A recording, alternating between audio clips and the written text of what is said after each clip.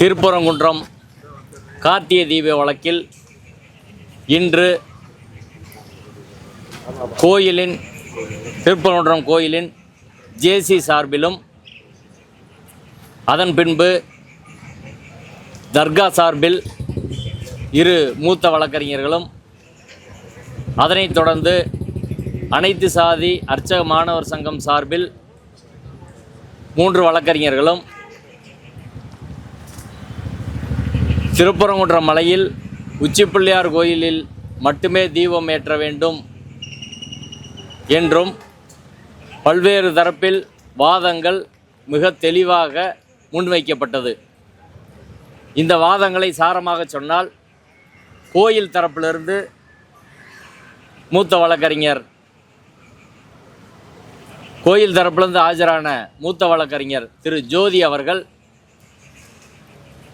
திருப்பரங்குன்றம் மலையிலே உச்சிப்பிள்ளையார் கோயில் அருகே கார்த்திகை தீபம் ஏற்றும் இடம்தான் காலங்காலமாக ஏற்றப்படுகிறது. அந்த இடத்தில் ஒரு மண்டபம் கட்டி அதன் மேலே நாங்கள் கார்த்திகை தீபம் ஏற்றுகிறோம். உச்சிப்பிள்ளையார் கோயில் கார்த்திகை தீபம் ஏற்றும் இடம் என்பது அதற்கு நாயக்கர் காலத்து கல்வெட்டு இருக்கிறது.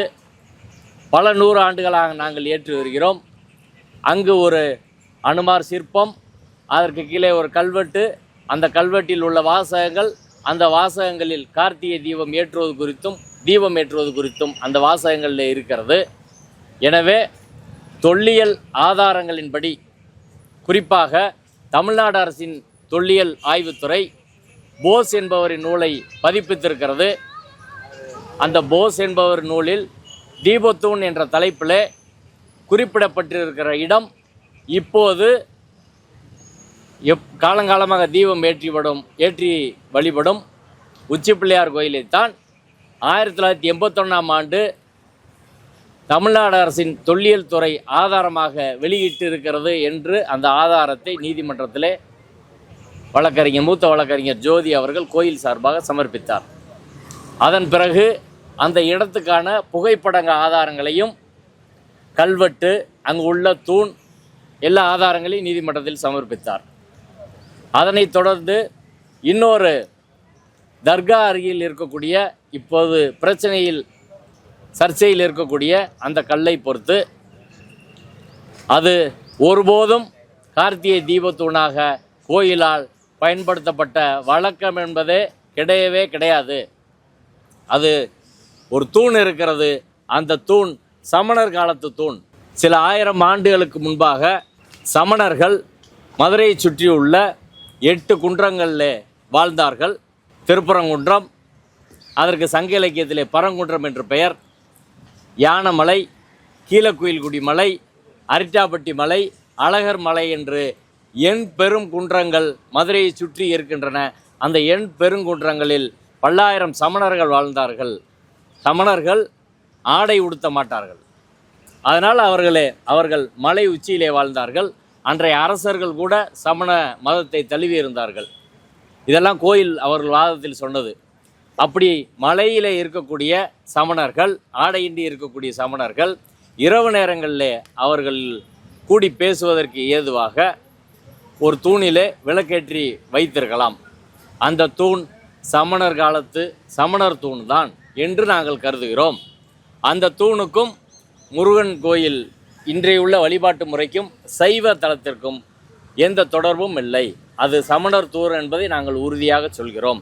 சமணர் காலத்தில் அவர்கள் வெளிச்சத்துக்காக வச்சிருந்த ஒரு தூணாகத்தான் நாங்கள் அதை பார்க்கிறோம். மற்றபடி அதுக்கும் இந்த கோயில் உள்ளதற்கும் எந்த சம்பந்தமும் கிடையாது என்று பெருங்குன்றம் என்ற ஒரு நூலை அவர் நீதிமன்றத்திலே சமர்ப்பித்து அதற்கான ஆதாரங்கள்லாம் நீதிமன்றத்தில் கொடுத்தாரு. அவர்கள் தரப்பு வாதம் என்பது, கோயில் தரப்பு வாதம் என்பது, இன்று அது சமணர் தூண் என்பதாக இருக்கிறது.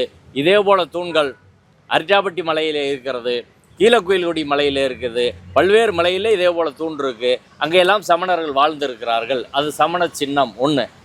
2வது, கோயில் தரப்பில் என்ன சொன்னாங்கன்னா, நீதிபதி திரு GR சாமிநாதன் அவர்கள், அது கோயில் சொத்துக்குள்ளே இருக்குது, அதனால் நீங்கள் கார்த்திகை தீபம் ஏற்றுங்க அப்படின்னு சொல்கிறாரு. அதை சட்டப்படி எங்களால் செய்ய முடியாது.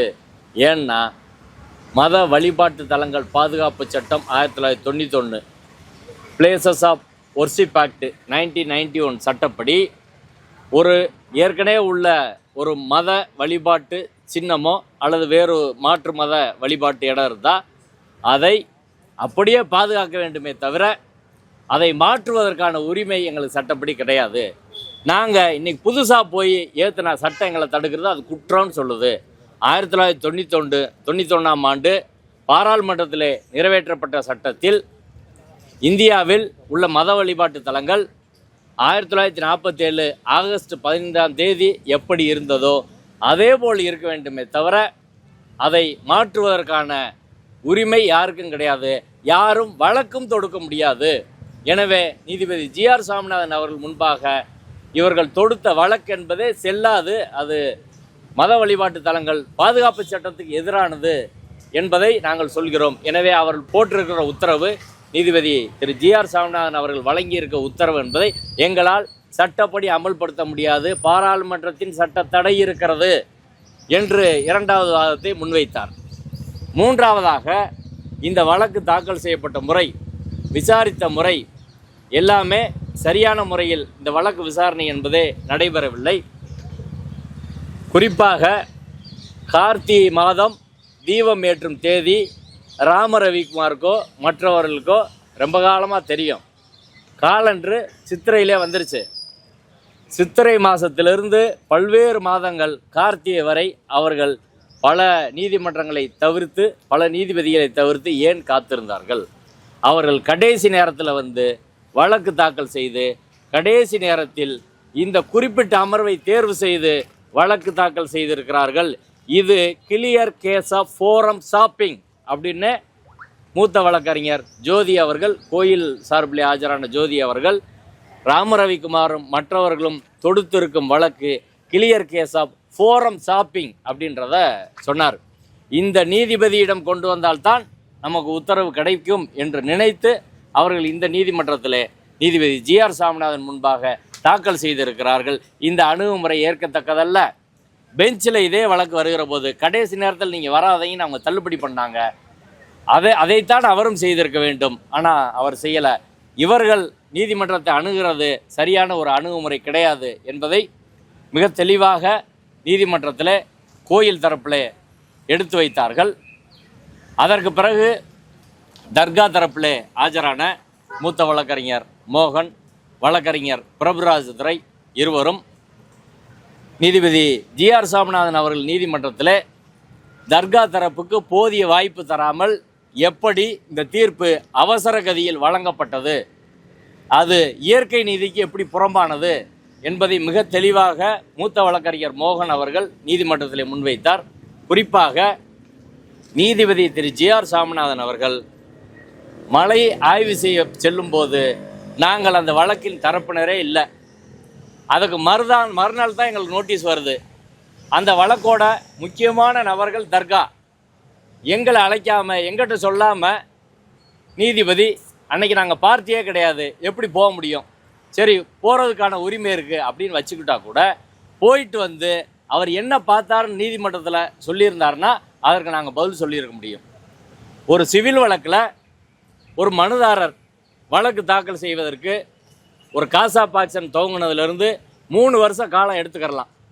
பிளைன்டிஃப் அவர் எவ்வளவு நாள் காலம் எடுத்துக்கலாம். இப்போ ராம ரவிக்குமார் அவர் 2 வருஷம் யோசிச்சு கூட இப்போ வந்து வழக்கு போடலாம். ஆனால் எதிர்த்தரப்பு அந்த தங்கள் வழக்கை சொல்வதற்கு உரிய ஆவணங்களை திரட்டுவதற்கு போதிய கால அவகாசத்தை வழங்கியே தீர வேண்டும். அதனால தான் ஒரு சிவில் வழக்கில் பதில் மனு தாக்கல் செய்வதற்கு 90 நாட்கள் கால அவகாசம் வழங்குகிறார்கள். ஆனால் இந்த நீதிமன்றத்தில் எங்களுக்கு பதில் மனு தாக்கல் செய்வதற்கு கால அவகாசமே வழங்கவில்லை. நாங்கள் நீதிமன்றத்தில் மன்றாடி கேட்டோம், ஆனால் கொடுக்காம நாங்கள் எப்படி எங்கள் பதில் மனுவை நாங்கள் சொல்ல முடியும்? குறிப்பாக 4 வழக்கு போட்டிருக்கிறாங்க. எங்களுக்கு தெரிஞ்சது ஒரே ஒரு வழக்கு ராம ரவிக்குமார் வழக்கு. மீதி வழக்கெல்லாம் அதுக்கு பின்னாடி தான் போட்டாங்க. அதில் குறிப்பாக 2 வழக்கில் அந்த பேப்பர்ஸே எங்களுக்கு கிடையாது. 2 வழக்கு பேப்பரே கிடையாது. நாங்கள் எப்படி அந்த வழக்குக்கு பதில் சொல்ல முடியும்? அவசர கதியாக விசாரிக்க வேண்டிய அவசியம் என்ன? இது violation of principal of natural justice. ஒரு நீதிமன்ற விசாரணை முறை என்பது justice seems to be done என்று சொல்லியிருக்கிறார்கள். நீதி வழங்கப்பட்டது, அந்த ப்ரொசீஜர் எல்லாமே ஃபேராக இருக்கிறது சரியான முறையில் வாய்ப்பு கொடுத்து வழங்கப்பட்டது, சீம்ஸ் டு பி டன் என்று சொல்லியிருக்கிறார்கள். எனவே அதுபோல அந்த வழக்கில் விசாரணை என்பது நடைபெறவில்லை. குறிப்பாக மூத்த வழக்கறிஞர் மோகன் அவர்கள் நேரடியாக நீதிபதி ஜி.ஆர். சாமிநாதன் அவர்கள் விசாரணை முறையை குற்றம் சாட்டியே சொன்னார். நான் கோர்ட்டில் எங்களுக்கு நோட்டீஸ் அன்னைக்கு நோட்டீஸ் வருது, அவர் ஆய்வு பண்ணிட்டு வந்த மறுநாள் எங்களுக்கு நோட்டீஸ் வருது, எந்த பேப்பர் வரல. அதுக்கு அடுத்த நாள் விசாரணை வருது. விசாரணை வருகிற போது எங்களுக்கு டைம் வேணும் அப்படின்னு நான் சொன்னேன். அது நீங்கள் வியாழக்கிழமை வாங்க, வியாழக்கிழமை இந்த வழக்கை நான் விசாரித்து முடிச்சிருவேன், 28ஆம் போர்ட்ஃபோலியோ முடியுது வெள்ளிக்கிழமை, 27ஆம் விசாரித்து முடிச்சிருவேன்னு சொன்னார். இப்போ நான் சொன்னேன், ஒரு வாரம் எங்களுக்கு பத்தாது, எங்களுக்கு டைம் வேணும் அப்படின்னு சொன்னேன். நீங்கள் அன்றைக்கி வாங்க பார்த்துக்கலாம் அப்படின்னு சொன்னார். வியாழக்கிழமை 125வது ஐட்டமாக அந்த கேஸ் இருக்குது. சாயந்தரம் 6 மணிக்கு அந்த வழக்கு விசாரணைக்கு எடுத்தார். அன்னைக்கு நான் ஆன்லைனில் வந்தேன் சென்னையிலேருந்து. இப்போ ஜட்ஜு ஆன்லைனை ஆஃப் பண்ணுங்கன்னு சொல்லிட்டாரு. ஆன்லைனில் ஆஃப் பண்ண சொல்லிட்டு இவர் மோகன் அன்னைக்கு வாய்தா கேட்குற போது என்னை இரிட்டேட் பண்ணிட்டாரு. எனக்கு சுகர் இருக்குது, ப்ரெஷர் இருக்குது, அதனால் இப்போ கேட்க முடியாது, ஆன்லைனில் ஆஃப் பண்ணு, நாளைக்கு நேரில் காலையில் பேசட்டும், நான் கேட்டுக்கிறேன் அப்படின்னு சொன்னார். அதுக்கப்புறம் மறுநாள் நான் பேசினேன். மறுநாள் நான் வந்தபோது ஒரு பத்திரிகையில் இப்படி தான் தீர்ப்பு வரும், இப்படி தான் தீபம் ஏற்ற போகிறாங்க அப்படின்னு செய்தி வந்துருச்சு. அதை நான் அவர்கிட்ட சொன்னேன். இப்படியெல்லாம் இந்த நீதிமன்ற நடைமுறை என்பது முழுக்க சட்டப்பூர்வமானதாக இல்லை, அரசியல் சட்டப்படியான இயற்கை நீதி அப்படின்ற முறை என்பது கிடையாது. எனவே இந்த ப்ரொசீஜர் நடந்த முறை article 21 procedure established by law என்று சொல்வார்கள். அந்த ப்ரொசீஜர் எங்களுக்கான வாய்ப்பு, எங்கள் டாக்குமெண்டெல்லாம் கொடுத்து பேசுவதற்கான எந்த வாய்ப்பும் எங்களுக்கு தரவில்லை. எனவே இந்த நடந்த வழக்கு விசாரணை நடந்த முறையே சரியானதில்லை என்று முதல் கட்டமாக தனது தரப்பு வாதத்தை வைத்தார். ரெண்டாவதாக தர்கா தரப்பில் என்ன சொன்னாங்கன்னா, அந்த இடம், குறிப்பாக இவர்கள் சொல்லக்கூடிய அந்த தூண் இருக்கக்கூடிய இடம் யார் இடத்துல வருது அப்படின்றது பெரிய கொஸ்டின். அது தர்கா இடத்துக்குள்ளே வருதா இல்லை அது கோயில் இடத்துக்குள்ளே வருதா? 1923 தீர்ப்பில் தர்காவிற்கு தர்கா, கொடிமரம், நெல்லித்தோப்பு, அந்த நெல்லித்தோப்புலேருந்து செல்லக்கூடிய படிகள், தர்கா அமைத்திருக்கக்கூடிய அந்த பகுதியில் இருக்கக்கூடிய நெல்லித்தோப்பில் இருக்கக்கூடிய மண்டபம், தர்கா இருக்கக்கூடிய மொத்த மலைப்பகுதியும் தர்காவுக்கு சொந்தம், மீதமலை கோயிலுக்கு சொந்தம்னு சொல்லியிருக்கிறாங்க. ஆனால் நீதிபதி திரு ஜி.ஆர். சாமிநாதன் அவர்கள் தர்கா இருக்கக்கூடிய மொத்த மலை தர்காவுக்கு சொந்தம் என்பதை தவிர்த்திருக்கிறார் நீதிமன்ற தீர்ப்பில். இந்த அணுகுமுறை சரியானது கிடையாது. அது எங்களுக்கு மொத்த மலைன்னு சொல்லியிருக்கிறாங்க. அந்த பகுதி இன்னைக்கு வரை அளக்கப்படவில்லை. 2021 தர்கா தரப்பிலிருந்து ஒரு வழக்கு தாக்கல் செய்கிறார்கள். அந்த வழக்கில் கொடிமரம் தொடர்பான வழக்கில் தர்கா எங்களை இதை அனுமதிங்க, ஒரு பழக்கத்தை அனுமதிங்கன்னு கேட்குற போது கோயில் நிர்வாகம், அரசு நிர்வாகம் அப்படி எதையும் அனுமதிக்க மாட்டோம் அப்படின்னு சொல்லி அந்த வழக்கு தள்ளுபடியானது. அந்த வழக்கில் கோயில் நிர்வாகத்திலிருந்து இந்த இடத்த அளந்து பவுண்டரிஸ் மார்க் பண்ணணும்னு சொல்லியிருக்காங்க. தர்காவும் ஏற்றுக்கொண்டு இருக்கிறது. அரசாங்கம் இதை அளந்தால் பிரச்சனை வரும் என்று சொன்னதால் அந்த வழக்கு பிற அளக்க முடியலை. அதே போல் 3 நீதிபதிகள் தீர்ப்பு, ஆடுகோழி வெட்டுவது தொடர்பான 3 நீதிபதிகள் தீர்ப்பில் இந்த இடம் இந்த தொல்லியல் துறைக்கு சொந்தமானது என்று சொல்லியிருக்கிறார்கள். அப்படி தொல்லியல் துறைக்கு சொந்தமானது அப்படின்னு சொன்னால் ஏன்சியன் மேனமெண்ட்ஸ் ஆக்டில் தொல்லியல் புரதான சின்னங்கள் பாதுகாப்பு சட்டத்தின் கீழ் ரூல் 8 அதில் எந்த நடவடிக்கை செய்தாலும், பாதுகாக்கப்பட்ட தொல்லியல் சின்னங்களில் எந்த நடவடிக்கை செய்தாலும் அதற்கு தொல்லியல் துறையின் அனுமதியை பெற வேண்டும். இதே நீதிமன்றம் இதில் 3 நீதிபதிகளில் 2 நீதிபதிகள், நீதிபதி ஸ்ரீமதியும் நீதிபதி விஜயகுமாரும் தர்கா தரப்பு ஆடுகோழி வெட்டுவது எங்கள் வழக்கம் என்று சொல்லுகிற போது உங்கள் வழக்கத்தை சிவில் கோர்ட்டுக்கு போய் நிறுவீங்கன்னு சொன்னீங்களே, அதே நீதிமன்றத்தில் ராமரவிக்குமார் அங்கே கார்த்திகை தீபம் ஏற்றுறது எங்கள் வழக்கம்னு வந்தால் அவரையும் அங்கே தான் நீங்கள் போக சொல்லணும். இங்கே எப்படி நீதிபதி ஜி.ஆர். சாமிநாதன் விசாரித்தார்? எல்லாருக்கும் சட்டம் ஒன்று தானே, எல்லாருக்கும் நீதி ஒன்று தானே என்று கேட்டார்கள்.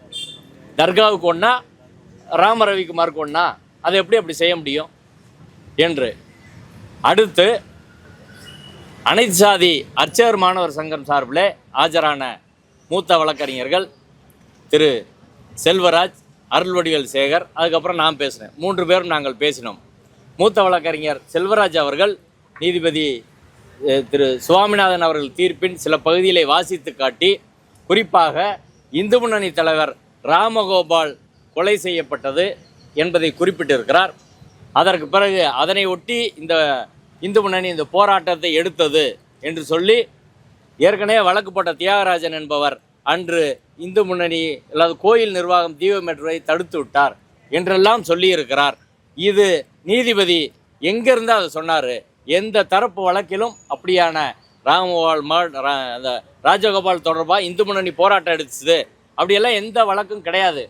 அதில் முக்கியமாக 1990க்கு முன்னாடி இருந்தே அவர் இந்த பிரச்சனை இருக்குன்ற மாதிரி சொல்கிறாரு. 1990க்கு முன்னாடி வந்த எந்த தீர்ப்பிலும் கார்த்திகை தீபம் பற்றி எங்கேயுமே கிடையாது. அப்போ அதுக்கு முன்னாடி என்ன பிரச்சனை இருந்துச்சு? இவர் எப்படி சொல்கிறார்? நீதிபதி ஜி.ஆர். சுவாமிநாதன் அவர் தீர்ப்பில் 1990க்கு முன்னாடியே பிரச்சனை இருந்துச்சுன்னு எப்படி சொல்கிறாரு?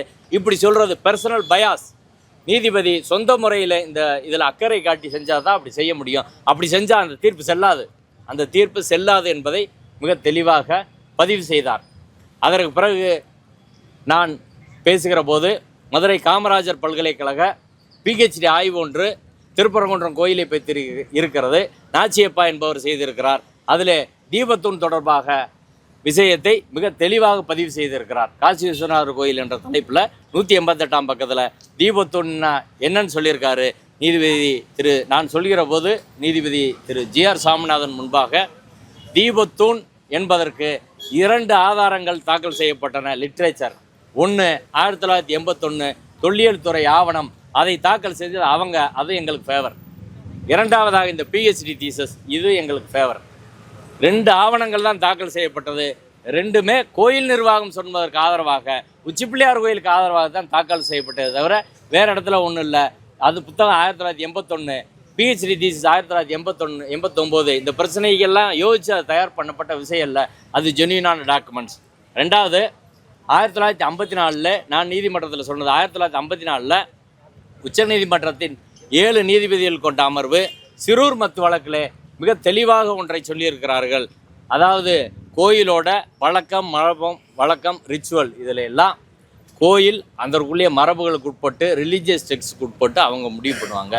No outside authority has any jurisdiction to interfere with those rituals அப்படின்னு சொல்லியிருக்கிறாங்க. வெளிநபர்கள் ராம ரவிக்குமார் போன்றவர்கள் எல்லாம் அதில் தலையிடுவதற்கான எந்த அதிகாரம் கிடையாது. எனவே ராம ரவிக்குமார் வெளி அத்தாரிட்டி, அவர் இதில் தலையிட முடியாது என்பதை நாங்கள் நீதிமன்றத்திலே சொன்னோம். அதே போல் தூர பிரச்சனையை பொறுத்து 15 மீட்டரு தர்காவிலிருந்து 15 மீட்டர் என்று நீதிபதி அவர்கள் சொல்லியிருக்கிறார். அந்த இவர்கள் சொல்லக்கூடிய அந்த தூண் தர்காவிலேருந்து 15 மீட்டர் தாண்டி இருக்குது அப்படின்னு சொல்லியிருக்காரு. ஆனால் அந்த ஃபைண்டிங்ஸ் தவறானது. 2 விஷயம். ஒன்று, 15 மீட்டர்ன்றது எங்கேருந்து அளக்கிறது? 1996 தீர்ப்பில் தர்காவிலேருந்து இருக்கிறதா சொல்லியிருக்கிறாங்க. ஒரு உதாரணத்தை மூத்த வழக்கறிஞர் பிரபுராஜ் துரை அவர்கள் நீதிமன்றத்தில் சொன்னார். உயர் நீதிமன்றத்திலிருந்து 15 மீட்டர் தாண்டி அப்படின்னு சொன்னால் எங்கேருந்து இடம் ஸ்டார்ட் ஆகும் அப்படின்னா, முதல் கோர்ட்லையோ 2வது கோர்ட்லேயோ இல்லை இங்கே இருக்க காம்பவுண்டோ ஸ்டார்ட் ஆகாது. உயர் நீதிமன்ற காம்பவுண்டிலிருந்து 15 மீட்டர் தாண்டி என்ற அர்த்தம். அதே போல் 1996 வழக்கில் 1923 தீர்ப்பில் தர்கா நிர்வாகத்திற்கு சொத்து கொடுக்கப்பட்ட இடத்திலிருந்து 15 மீட்டர் தாண்டி அப்படின்னா அது கோயில் இடத்துக்குள்ளே தாண்டி ரொம்ப தூரம் தள்ளி போயிடும். இப்போ இருக்க தூண் அதில் வராது. அப்படித்தான் அதை எடுத்துக்கொள்ள வேண்டுமே தவிர, நீதிபதி அவர்கள் தர்காவில் இருந்து இப்போ கேட்குறாரு, காம்பவுண்டு போட்டிருக்கீங்களா? காம்பவுண்டு ஒருத்தருக்கு 5 ஏக்கர் நிலம் இருக்கும். நீதிமன்றத்தில் அவர் சொன்னார், எனக்கு 5 ஏக்கர் நிலம் இருக்குங்க. 5 ஏக்கர் நிலத்தில் நான் 5 சென்டில் வீடு கட்டியிருக்கேன், 50 சென்டில் காம்பவுண்ட் பண்ணுறேன், மீத 455 சென்ட் இருக்குது. அது மொத்தம் காம்பவுண்ட் போட்டுறது என்கிட்ட காசு கிடையாது, நான் காம்பவுண்ட் பண்ண மாட்டேன். அதுக்காக நான் காம்பவுண்ட் பண்ணுறது மட்டும்தான் என் சொத்துன்னு நீங்கள் சொல்லுவீங்களா? 5 ஏக்கரில் 5 சென்டில் வீடு கட்டி காம்பவுண்ட் பண்ணால் இது மட்டும் என் சொத்து கிடையாது. எனக்கு நீதிமன்ற தீர்ப்பில் எவ்வளோ இடம் வந்திருக்கோ அதுதான் சொல்லணும். எனவே மொத்த மலையும் அளந்து இந்த மலை உச்சி அந்த மலை உச்சி என்று 2ஐயும் பிரித்து தெளிவாக சொன்ன பிறகுதான் இந்த வழக்கின் பிரச்சனையை தீர்க்க முடியும். அதை உயர்நீதிமன்றம் செய்ய முடியாது. உயர்நீதிமன்றம் ரிட் பெட்டிஷனில் உட்காந்துட்டு அதெல்லாம் பண்ண முடியாது. இது டிஸ்பியூட்டட் கொஸ்டின் ஆஃப் ஃபேக்ட். இதை தீர்ப்பதற்கு சிவில் நீதிமன்றம் தான் செல்ல வேண்டும்.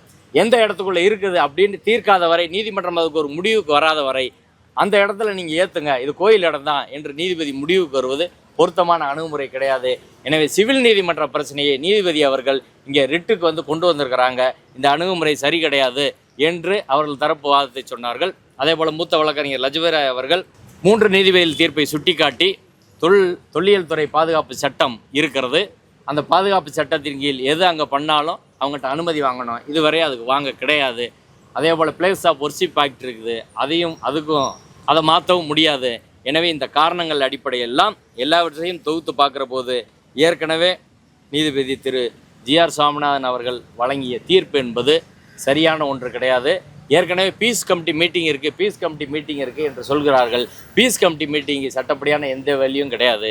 அதில் ஒரு சொத்தின் உரிமை தொடர்பாக தீர்மானிக்கிற போது அது சிவில் கோர்ட்டு இல்லை ஒரு பத்திரம் எழுதி கொடுத்தா தான் வறுமை ஒழிய ஒரு பீஸ் கமிட்டியில் ஒரு உரிமையை சொத்தின் உரிமையை மாற்றி விட முடியாது. அதற்கு பிறகு வருஷம் பீஸ் கமிட்டி நடக்கும், ஒரு நாள் 2 நாளில் வருஷம் பீஸ் கமிட்டி நடக்குது, ஒவ்வொரு பிரச்சனையும் பீஸ் கமிட்டி நடக்குது, அதெல்லாம் சட்டப்படி செல்லாது. பீஸ் கமிட்டிக்கு எவிடன்ஸ் வேலைக்கு கிடையாது, நீங்கள் அதை என்ஃபோர்ஸ் பண்ண முடியாது என்ற வாதமும் தர்கா தரப்பிலே மிக தெளிவாக முன்வைக்கப்பட்டது. மதுரை போலீஸ் கமிஷனர் தரப்பில் உச்சநீதிமன்ற மூத்த வழக்கறிஞர் விகாஸ் சிங் அவர்கள் ஆஜராகி வாதங்களை எடுத்து வைத்தார். அதன் பின்பு வக்ஃப் போர்டின் வழக்கறிஞர் தனது வாதங்களை முன்வைத்தார். அதனைத் தொடர்ந்து ராம ரவிக்குமார் மற்றும் அவரை சார்ந்தவர்கள் மூத்த வழக்கறிஞர் குரு கிருஷ்ணகுமார் உள்ளிட்டோர் தங்கள் வாதங்களை முன்வைத்தார்கள். மதுரை காவல் ஆணையாளர் தரப்பில் நீதிமன்றத்தில் வைக்கப்பட்ட வாதங்கள் என்னவென்றால், ராம ரவிக்குமாருக்கு ஆர்டிகல் 25 படி அடிப்படை உரிமை இருக்கிறது என்று சொல்கிறார்கள்.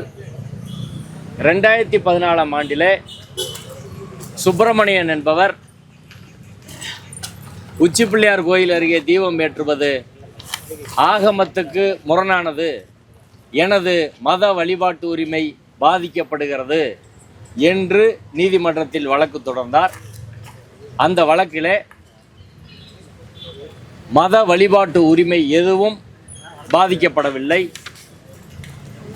மலை உச்சியிலே தீபம் ஏற்ற வேண்டும் என்று சொல்வதற்கான ஆகம ஆதாரங்கள் ஏதும் இல்லை. மூன்றாவதாக அவரது சட்டப்படியான உரிமை என்ன என்பதை அவர் நீதிமன்றத்திலே தெளிவுபடுத்தவில்லை. அவற்றை தீர்மானிக்க வேண்டியது கோயிலோட நிர்வாகம்தான் என்று சொல்லி தள்ளுபடி செய்திருக்கிறார்கள். எனவே ராம ரவிக்குமார் அவர்களின் மத அடிப்படையிலான அடிப்படை உரிமையோ மத வழிபாட்டு உரிமையோ அதே போல காமன் லாவில் உள்ள உரிமையோ எந்த வகையிலும் பாதிக்கப்படவில்லை என்பதை இந்த நீதிமன்றம் ஏற்கனவே உறுதி செய்திருக்கிறது. 2014 நீதிபதி திரு வேணுகோபால் அவர்களின் 2 தீர்ப்புகள். அதற்கு பிறகு அதுக்கு மேலே அப்பீல் போது அந்த 2 அப்பீலில் நீதிபதிகள் திரு M.M. சுந்தரை சதீஷ்குமார் அமர்வும் அதை உறுதி செய்திருக்கிறார்கள்.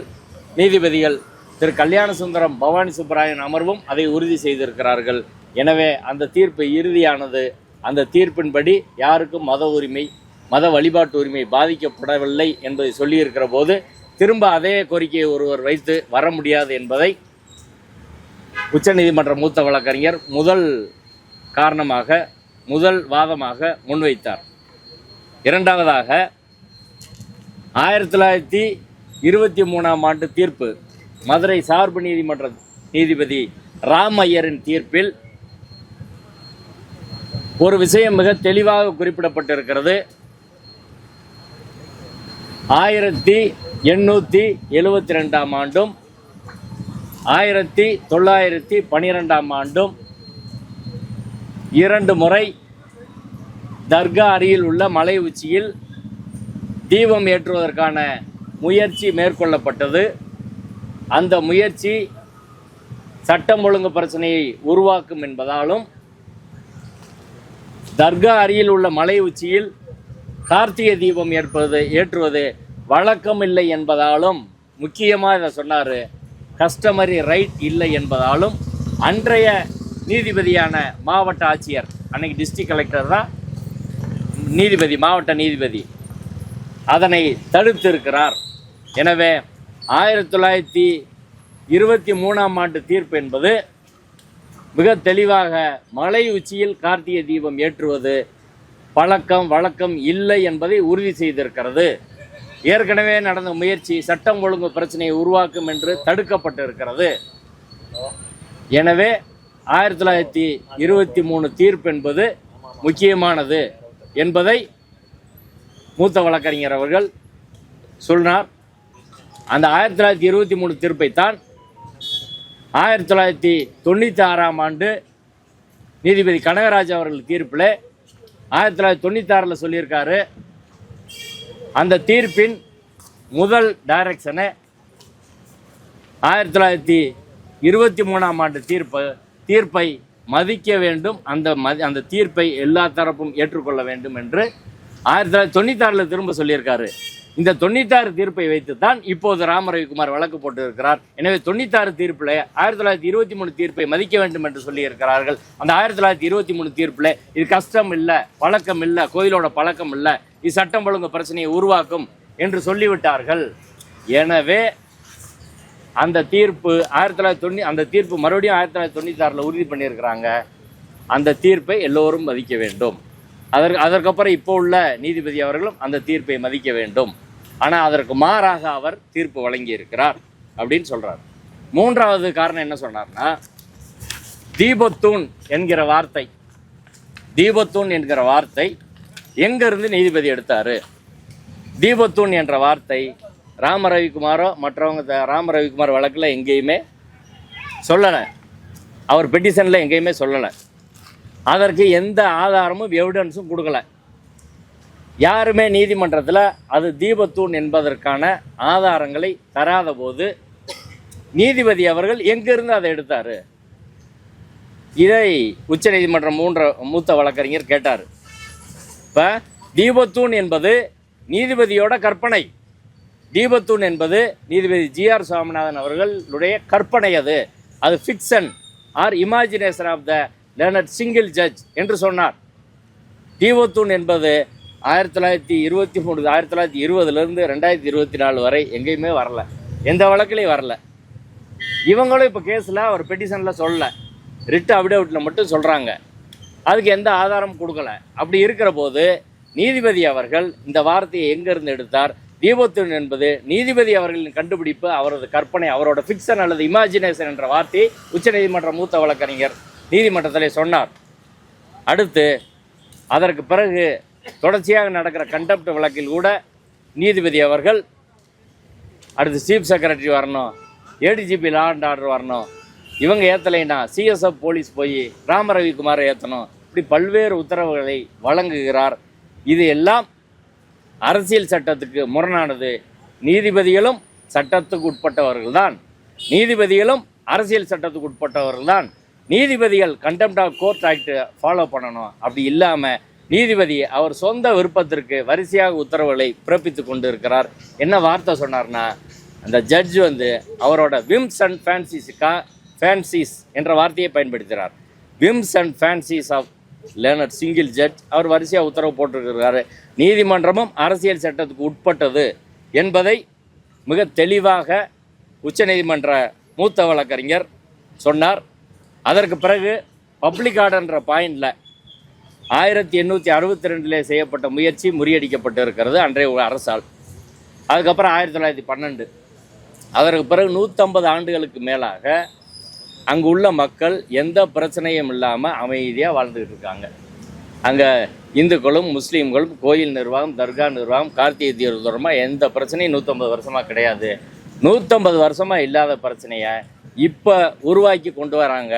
அது பப்ளிக் ஆர்டர் அப்படின்றது ரொம்ப ரொம்ப முக்கியமானது. ஆர்டிகல் 25 ஒரு மத வழிபாட்டு உரிமை என்பது அப்சல்யூட் ரைட் கிடையாது, முற்றான உரிமை கிடையாது. மத வழிபாட்டு உரிமைக்கு 3 கேவியட் இருக்குது. 1, subject to public order, morality and health. இங்கே பப்ளிக் ஆர்டர் இன்வால்வ் ஆகிருக்கு. இது நடந்தால் ஒரு மிகப்பெரிய பிரச்சனை வரும். ராமரவிக்குமார் அபிடேவிட்டில் இதில் பல லட்சம் நிறைய பேர் பல லட்சம் பக்தர்கள் வருவாங்க, அப்படி இப்படியெல்லாம் போட்டிருக்கிறாங்க. இதெல்லாம் அந்த இடத்துல எப்படி பப்ளிக் ஆர்டர் காப்பாற்றப்படும்? அந்த இடத்துக்கு போகிறதுக்கு தர்காவுக்கு சொந்தமான 4 படியை பயன்படுத்தினா பரவாயில்லை என்று நீதிபதி திரு ஜி.ஆர். சாமிநாதன் அவர் சொல்லியிருக்கிறார். தர்கா படியை பயன்படுத்தி பல ஆயிரம் பேர் அங்கே போகிற போது அங்கே என்ன நடக்கும்? அது ஒரு மத பிரச்சனையாக மாறும், மத கலவரமாக மாறும். அதை அனுமதிக்க முடியுமா? ஒரு ஸ்டேட் அதை அனுமதிக்க முடியுமா? ஒரு அரசாங்கம் அதை அனுமதிக்க முடியுமா? எனவே பப்ளிக் ஆர்டர் எங்களுக்கு ரொம்ப முக்கியம். பொது அமைதியை பாதுகாப்பதோடு ஸ்டேட்டோட வேலை அது. அந்த பப்ளிக் ஆர்டரை நாங்கள் மீற முடியாது. நீதிபதி என்பவர் பப்ளிக் ஆர்டருக்கு தான் இருக்க முடிய, டிஸார்டரை உருவாக்கக்கூடாது. நீதிபதி அவர்கள் டிஸார்டரை உருவாக்கக்கூடாது. பப்ளிக்கில் பிரச்சனையை உண்டு வர்ற மாதிரியான உத்தரவுகளை பிறப்பிக்கக்கூடாது. நீதிபதி அவர்களுக்கு விருப்பமெனில் அவர் வேணால் அரசியலில் சேர்ந்து அந்த வேலைகளை செய்யலாம். ஆனால் ஒரு நீதிபதி என்பவர் அரசியல் சட்டத்துக்கு கட்டுப்பட்டவர் அப்படின்ற வார்த்தையை அவர் சொன்னார். இவங்க தரப்பில் ஆட்சேபனை பண்ணாங்க. நீதிபதி அவர் முக்கியமாக என்ன சொன்னார்னா, நீதிபதி திரு ஜி.ஆர். சாமிநாதன் அவர்கள் அரசியல் சட்டத்தின் மீது உறுதிமொழி எடுத்தவர். அந்த அரசியல் சட்ட உறுதிமொழியை மீறி டிஸார்டரை உண்டு பண்ணியிருக்கார். இந்த தீர்ப்பின் மூலமாக பப்ளிக் ஆர்டருக்கு பாதுகாக்க வேண்டிய நீதிபதி பப்ளிக் டிஸார்டரை உருவாக்கி இருக்கிறார். இது துரதிர்ஷ்டவசமானது. இதை எந்த நீதிபதியும் செய்யக்கூடாது என்று உச்சநீதிமன்ற மூத்த வழக்கறிஞர் அவர்கள் சொன்னார். அடுத்து நாடு முழுவதும் இது போன்ற பிரச்சனைகள், மத ரீதியாக இப்படி உருவாக்குற பிரச்சனைகள் நடந்துக்கிட்டு இருக்கு. அதனால் இதை செய்யக்கூடாது. அந்த வழியில் போனால் நிச்சயம் சிக்கல் வரும். இன்னொரு மாற்று மத வழிபாட்டு தலத்தை எல்லோரும் மதிக்க வேண்டும். படிகள் முஸ்லீமுக்கு சொந்தமானது அப்படின்னு சொன்ன பிறகு அதை பயன்படுத்துறதுக்கு ஒரு நீதிபதி எப்படி சொல்ல முடியும்? அந்த வழியாக போய் பயன்படுத்துகிறத அனுமதிக்க முடியாது. ஆனால் நீதிபதி அதை பயன்படுத்தலான்னு சொல்கிறாரு. அதை ஏற்க முடியாது.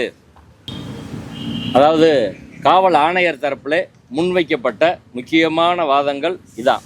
அடுத்து வக்ஃபோர்டு தரப்பில் முன்வைக்கப்பட்ட வாதங்கள், அந்த இடம் இவங்க சொல்கிறாங்களே, அந்த தூண், அந்த ஸ்டோன் பில்லர், கிரானைட் ஸ்டோன் அல்லது சர்வேக்கல் அல்லது தீபத்தூண், இப்படி பல்வேறு வார்த்தைகளால் அழைக்கப்படும் அந்த தூண் என்பது தர்காவுக்கு சொந்தமான சொத்து என்று சிவில் நீதிமன்றம் 1923 சொல்லியிருக்கு. நீதிபதி அவர்கள் அதை தவறாக மிஸ் இன்டர்பிரட் பண்ணி சொல்லியிருக்கிறாரு. தர்கா, நெல்லித்தோப்பு, அதில் உள்ள மண்டபம், கொடிமரம், அந்த தர்கா அமைந்திருக்கக்கூடிய மொத்த மலைப்பகுதியும் தர்கா நிர்வாகத்துக்கு சொந்தம் என்று 1923 தீர்ப்பு இருக்கிறது. அந்த மொத்த மலைப்பகுதியில் இந்த கொடிமரத்துக்கு அருகில்தான் இவர்கள் சொல்லக்கூடிய தூண் வருகிறது. எனவே அந்த தூண் என்பது எங்கள் இடத்தில் இருக்கிறது. வக்ஃபோர்டுக்கு சொந்தமான இடத்துல, தர்காவுக்கு சொந்தமான இடத்துல அந்த தூண் இருக்கு. அந்த தூணில் தீபமேற்ற சொல்லி நீதிபதி எப்படி சொல்ல முடியும்? அப்படி சொல்லவே முடியாது. ஒன்று. ரெண்டாவது, நாங்கள் கடைசி நாளில் தான் எங்களுக்கு நோட்டீஸ் வந்துச்சு. எந்த கேஸ் பேப்பர்ஸும் எங்கிட்ட இல்லை. நாங்கள் பதிமூணு தாக்கல் செய்வதற்கு நாங்கள் வாய்ப்பு கேட்டோம். கடைசியில் 28ஆம் தேதி வாய்ப்பு கேட்டோம். நீதிபதி எங்களுக்கு கொடுக்கவே இல்லை. எங்களுக்கு வாய்ப்பு கொடுக்காமலேயே இந்த தீர்ப்பு வழங்கப்பட்டு இருக்கிறது. எனவே இந்த தீர்ப்பு செல்லாது. மூன்றாவது,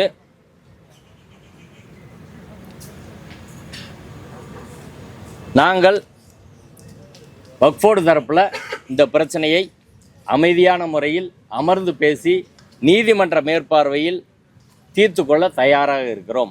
எந்த பிரச்சனையும் நாங்கள் உருவாக்க விரும்பலை. எல்லா தரப்பும் வரட்டும். நீங்கள் ஓய்வு பெற்ற நீதிபதியில் வைத்து கூட நீங்கள் பேச்சுவார்த்தை நடத்தலாம். எங்கள் தரப்பு, வக்ஃபோர்டு தரப்பு அதற்கு தயாராக இருக்கிறோம் என்ற வாதத்தை அவர் முன்வைத்தார். அந்த வாதத்தை நீதிபதி அவர்களும் அதை கேட்டு எதிர்த்தரப்பில் ராமரவிக்குமார் தரப்பில் அதற்கு வாய்ப்பு இருக்கிறதா, ஒவ்வொரு வருஷம் இது பிரச்சனை வருது, ஒவ்வொரு வருஷம் சிக்கலாகுது, ஒவ்வொரு வருஷம் கேஸ் போடுறாங்க, ஒவ்வொரு வருஷம் ஒரு ஃபைண்டிங்ஸ் வருது, ஒவ்வொரு வருஷம் போராட்டம் நடக்குது, இப்போ இதை பேசி முடிக்கிறதுல உங்களுக்கு என்ன பிரச்சனை? அவங்க தரப்பு தயாராக இருக்குன்னு சொல்கிறாங்களே, உங்கள் தரப்பில் நீங்கள் ஏன் பேசக்கூடாது என்று நீதிபதி அவர்கள் கேட்டார். மூத்த நீதிபதி ஜெயச்சந்திரன் அவர்கள் ராமரவிக்குமார் தரப்புக்காக ஆஜரான உச்சநீதிமன்ற மூத்த வழக்கறிஞர் குரு கிருஷ்ணகுமார் அவர்களிடம் கேட்டார். அதற்கு அவர்களிடம் கேட்டுவிட்டு,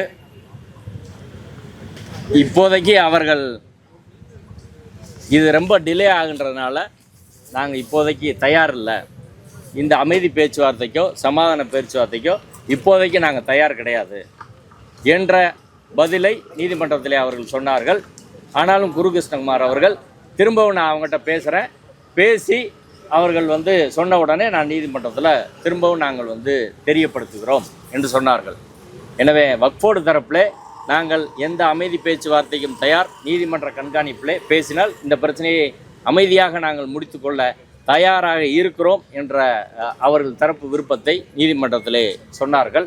நீதிமன்றத்தில் சில டாக்குமெண்ட்லாம் கொடுத்துருக்காங்க, எழுத்துப்பூர்வமான வாதங்களையும் சொல்லியிருக்கிறாங்க. அதுக்கு பிறகு அவர்கள் தரப்பில் வைக்கப்பட்ட வாதங்களில் முக்கியமாக என்ன சொன்னாங்கன்னா, டெம்பிள் போர்டு இருக்குது, டெம்பிள் போர்டு தான் அதை முடிவு பண்ணணும், ஈஓ எப்படி முடிவு பண்ண முடியும் அப்படின்ற வாதத்தை அவர்கள் முன்வைத்தார்கள். ரெண்டாவது, ஒரு அல்டர்னேட் ரெமடி அப்படின்றது ஏற்கனவே 1996 தீர்ப்பு சொன்ன பிறகு ஒரு மாற்று ரெமடிக்கு போக வேண்டியதில்லை, 1996 தீர்ப்பின்படி எங்களுக்கு அமல்படுத்தினா போதுமானது என்று சொன்னார்கள். இன்னும் பல்வேறு அவர்கள் தரப்பு என்னென்ன வாதங்கள் வைத்தார் என்று அவர்கள் தரப்பு வழக்கறிஞர்கள் அவர்கள் விளக்குவார்கள். நீதிமன்றத்தில் அவங்க ஒரு முக்கியமான ஒரு நீதிபதி அவர்கள் சில கேள்விகள் கேட்டார். இப்போ தர்கா இடத்துல இருந்தால், தர்கா காம்பவுண்டில் இருந்தா, இதுக்கு நீங்கள் சொல்லுங்கள். அவங்க தரப்பு, தர்கா தரப்பு என்ன சொல்கிறாங்கன்னா, இந்த 1996 தீர்ப்பின்படி 15 மீட்டர் தள்ளி ஏற்றணும் அப்படின்னா 15 மீட்டர் எங்கே தொடங்குது அப்படின்ற கேள்வி தர்கா தரப்பில் எழுப்பப்பட்டது. அந்த 15 மீட்டர் என்பது whole top of the hillock, தர்கா இருக்கக்கூடிய மொத்த மலைப்பகுதியும் அவர்களுக்கு சொந்தம். அது எங்கே முடியுதோ அதிலிருந்து தான் ஸ்டார்ட் ஆகுது ஒழிய இந்த தர்கா காம்பவுண்ட்லேருந்து கிடையாது என்பதை அவர்கள் வாதமாக முன்வைத்தார்கள். அதுக்கு என்ன நீங்கள் பதில் சொல்கிறீங்க? தர்காவுக்கு எங்கே இடம் முடியுன்றது இதுவரை அளக்கப்படவில்லை. அதை அளந்து அதுலேருந்து 15 மீட்டர் தள்ளினா தர்காவுக்கு பிரச்சனை இல்லைன்னு அவங்க சொல்லிட்டாங்க. அதுக்கு நீங்கள் என்ன சொல்கிறீங்க என்று கேட்டார். அதற்கு அவர்கள் தரப்பு மூத்த வழக்கறிஞர், இல்லை காம்பவுண்டுன்னு ஏற்கனவே நீதிபதி சிங்கிள் ஜட்ஜ் அவர் தீர்ப்பில் சொல்லியிருக்கிறாரு, காம்பவுண்ட் பண்ணால் அதுக்கு மேலேன்றது எப்படி சொல்ல முடியும், இது ஏற்கனவே தீர்ப்பில் முடிவாயிருச்சுன்னு ஜட்ஜு சொல்லியிருக்கிறாரு. ஏற்கனவே 1923 தீர்ப்பிலே முடிவாகி விட்டது என்று ஜட்ஜு சொல்லியிருக்கிறாரு. அதனால் அந்த தீர்ப்பின்படி தான் நாங்கள் அமல்படுத்தணும்னு நினைக்கிறோம். அந்த தீர்ப்பு இன்னொரு இடத்துல பண்ணலான்னு சொல்லியிருக்காங்கல்ல, சரி இன்னொரு இடத்துல பண்ணலான்னு சொல்லியிருக்காங்க, கரெக்டு தான். நீதிபதி அவர்கள் கேட்டார், அந்த எந்த இடம் முடிவு பண்ணுறது யாருக்கு அந்த அதிகாரம் இருக்குது? கோயிலுக்கு தானே அதிகாரம் கொடுத்துருக்குறாங்க அப்படின்னு கேட்டார். கோயிலுக்கு அதிகாரம் கொடுத்துருக்குறாங்க, ஆனால் பக்தர்கள் விருப்பத்துக்கு செய்யணும்னு சொல்லியிருக்கிறாங்க, அதான் பக்தர்கள் கேட்குறாங்க, கோயில் அதை முடிவு பண்ணணும் என்று பதில் சொன்னார்கள். மொத்தத்தில் இன்றைக்கி நடந்த வாதத்தில் முக்கியமாக பப்ளிக் ஆர்டர் அப்படின்றது ஒரு ஸ்டேட்டுக்கு ரொம்ப ரொம்ப முக்கியம். மக்கள் அமைதியான முறையில் வாழ்ந்து கொண்டு இருக்கிறார்கள், அதில் பிரச்சனையை உருவாக்க தேவையில்லை, ஒரு அரசாங்கம் அதைத்தான் நாங்கள் செய்வோம் என்ற வகையில் சொன்னார்கள். நேற்றைய தினம் அது சமணர்கள் பயன்படுத்திய ஒரு தூண் என்பதான வாதம் மூத்த வழக்கறிஞர், கோயிலுக்காக ஆஜரான மூத்த வழக்கறிஞர் ஜோதி சார்பிலே முன்வைக்கப்பட்டது. எங்கள் கருத்து என்னன்னா,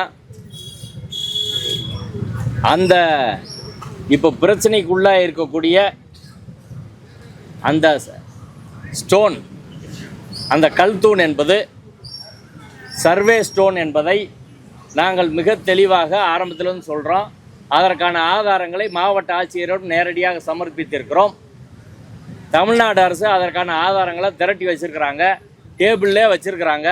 ஜட்ஜிட்ட எதுக்கு கொடுக்க மாட்டுறாங்க? அரசோட நிலைப்பாடு என்ன? உண்மையை கோர்ட்டில் சொல்லணுமா இல்லையா? ஏன் தமிழ்நாடு அரசு சொல்ல மாட்டுறாங்க? எதுக்கு தயங்குறாங்க? இன்னைக்கு அவர்கள் தரப்பில் வைக்கப்பட்ட வாதத்தில் அந்த ஸ்டோன் என்னன்றது இதுவரை அவங்க கிளியராக சொல்லலை அப்படின்னு தமிழ்நாடு அரசை நோக்கி அவர்கள் கேட்கிறார்கள்.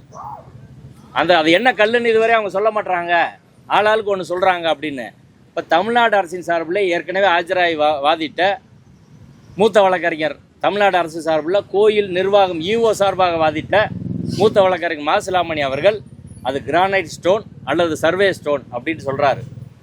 நேற்று அதே கோயிலுக்கு ஆஜராகி வாதிட்ட மூத்த வழக்கறிஞர் ஜோதி அவர்கள் அது சமணர் காலத்து தூணா இருக்கலாம் அப்படின்னு அவர் சொல்கிறாரு. இந்த குழப்பங்கள்லாம் எதுக்கு வருதுன்னு எங்களுக்கு புரியலை. அது சர்வே ஸ்டோன் என்பதற்கான ஆதாரங்கள் வெள்ளையர் பிரிட்டிஷ் காலத்திலிருந்தே மிக தெளிவாக இருக்கிறது. அடுத்து 2022 சர்வே டிபார்ட்மெண்ட் ஆஃப் இந்தியா மிக தெளிவாக அந்த 2 ஜிடி ஸ்டேஷன் அங்கே இருக்குன்னு கொடுத்துருக்குறாங்க. இதையும் நாங்கள் அரசாங்கத்திற்கு கொடுத்துருக்குறோம். மனுதாரர்கள் ராம ரவிக்குமார் உள்ளிட்ட பலரின் சார்பில் விரிவான வாதங்கள் முன்வைக்கப்பட்டது. அந்த வாதங்களில் உயர்நீதிமன்ற நீதிபதிகள் பல்வேறு கேள்விகளை எழுப்பினார்கள். ஏற்கனவே அதில் முதல் கேள்வி, ஏற்கனவே அந்த தூணில், அந்த தூண் என்பது 3ஆக சொல்லப்படுகிறது.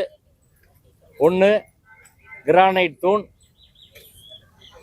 சர்வே ஸ்டோன், தீபத்தூண் என்று சொல்லப்படும் அந்த தூணில் ஏற்கனவே முன்பு தீபம் ஏற்றியிருந்தால் அதற்கான அடையாளங்கள் இருக்குமே என்ற கேள்வியை நீதிபதிகள் கேட்டார்கள். அதற்கு மனுதாரர்கள் தரப்பிலே காலப்போக்கில் அவை அழிந்திருக்கலாம் என்ற ஒரு பதிலை சொன்னார்கள். ரெண்டாவது, அந்த 172 ஏக்கரும் திருப்பரங்குன்ற மலையும் தொல்லியல் துறையால் பாதுகாக்கப்பட்ட இடமாக அறிவிக்கப்பட்டிருக்கிறது. இதே உயர்நீதிமன்றத்தின் 3 நீதிபதிகள் அமர்வின் தீர்ப்பில் ஆடுகோழி வெட்டக்கூடாது என்ற வழக்கில் 3 நீதிபதிகளில் 2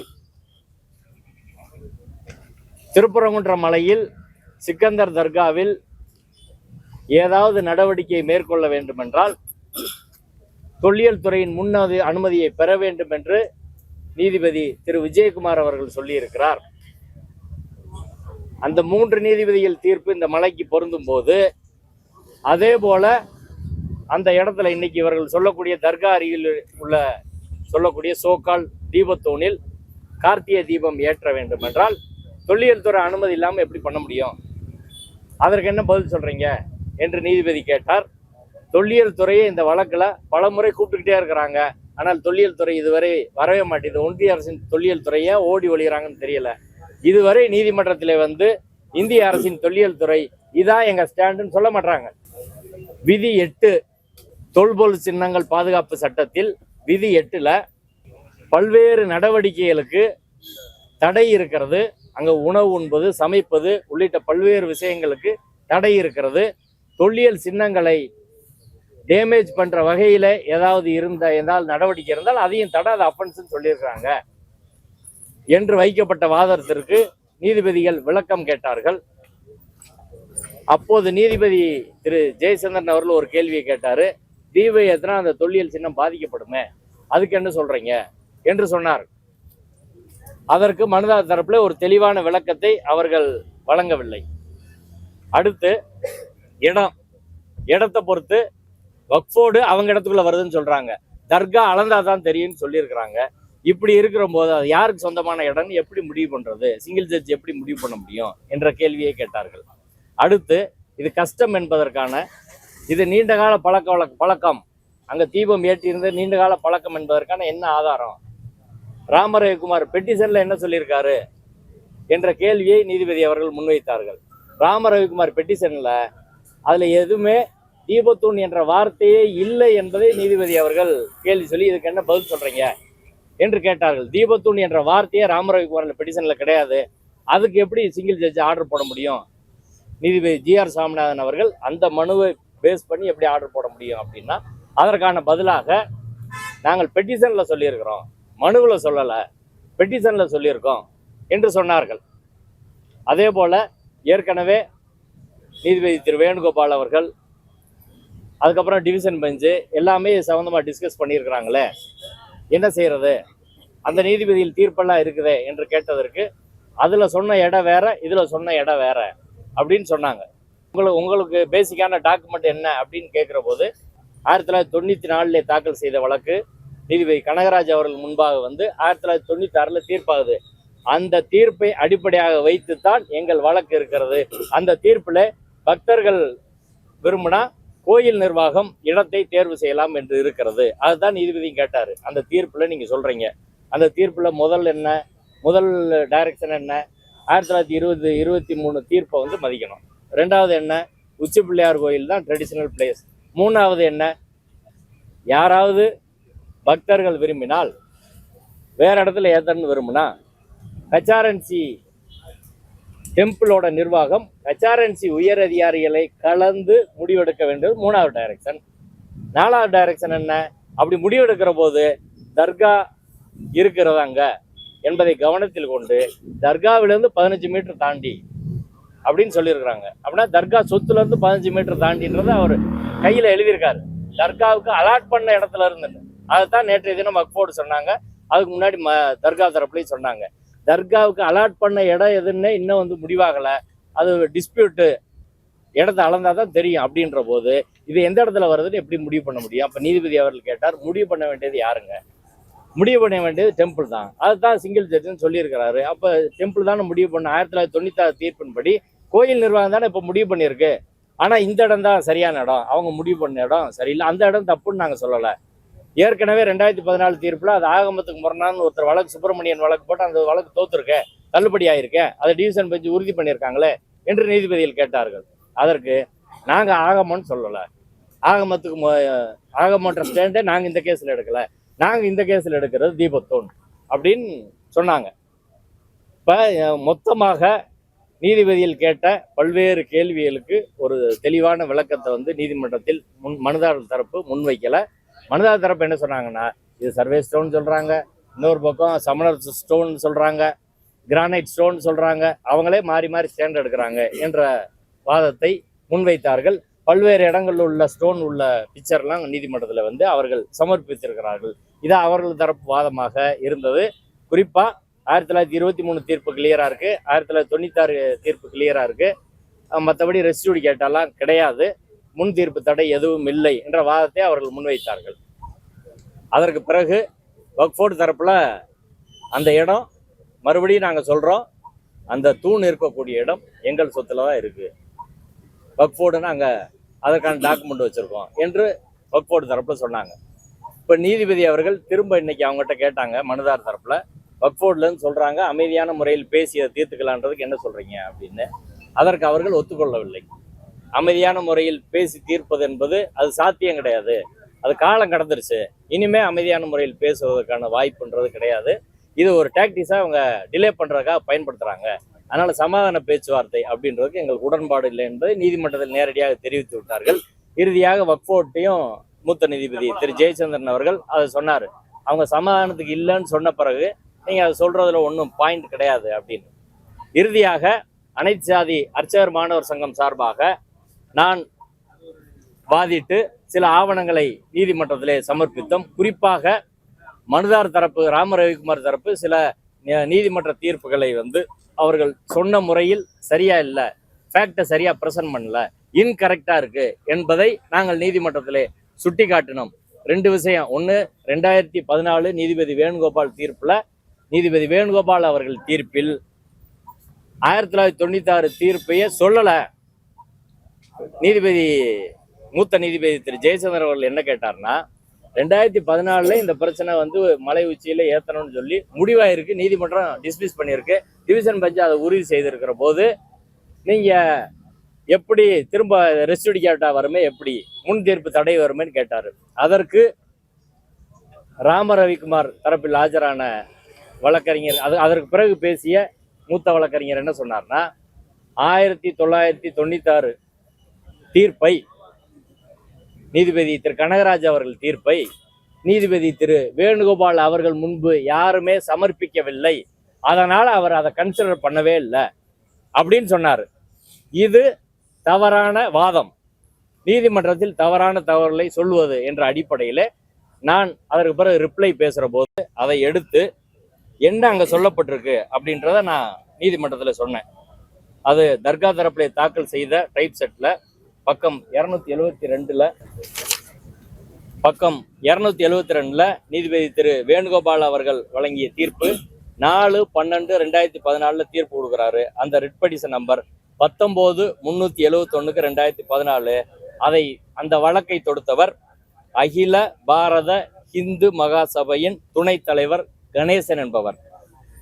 அந்த வழக்குல தற்போது நீதிபதியா இருக்கக்கூடிய திரு புகழேந்தி அவர்கள் special ஜிபியா ஆஜராயிருக்கிறாரு.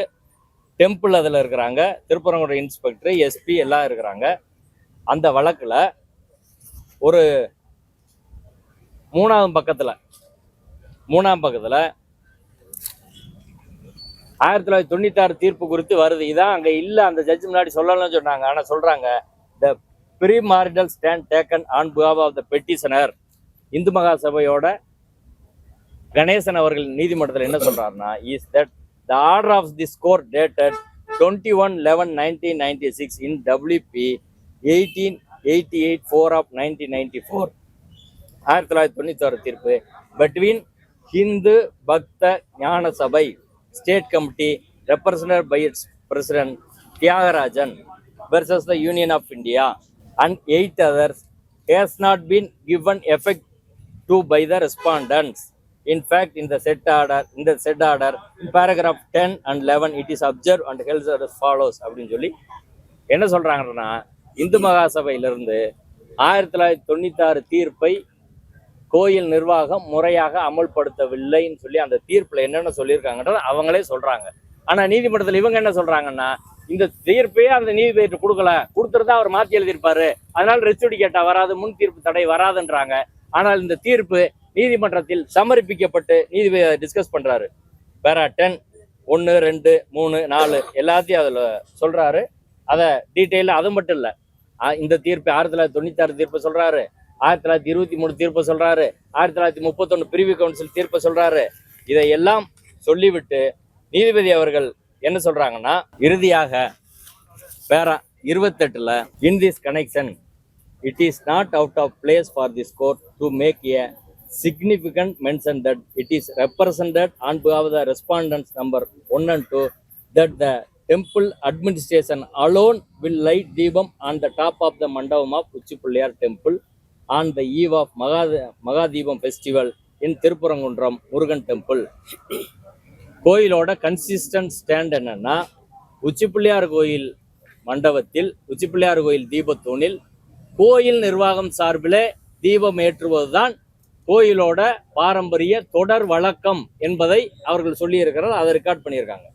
2, as per usual practice, வழமையான முறைப்படி, it is also the stand of the respondent 1 and 2 that from the year 1994 onwards cadres of Hindu Munani are urging to have the Deepam lighted in the stone pillar of top of the hill which is situated very near to சுல்தான் சிக்கந்தர் அவுலியா தர்கா. 1994 இருந்து இந்து முன்னணி அமைப்பை சேர்ந்தவர்கள் தர்கா அருகில இருக்கக்கூடிய தூணில், கல் தூணில், அன்னைக்கு அவங்க சொல்லியிருக்கிறது அது கல் தூணில் கார்த்திகை தீபம் ஏற்ற வேண்டும் என்பது இந்து முன்னணியோட 1994 இருந்து கோரிக்கை என்று சொல்லி இருக்கிறார். இதே தீர்ப்புல சொல்லியிருக்காங்க. கடைசியா இந்த result the writ petition is டிஸ்மிஸ்ட்னு சொல்லியிருக்காங்க. கோயில் தான் அதை முடிவு பண்ணுன்னு சொல்லியிருக்கிறாங்க. இந்த வழக்கில் அவங்க கேட்ட இடம் எதுன்னா, குதிரை சுனை திட்டு என்ற இடத்த கேட்குறாங்க.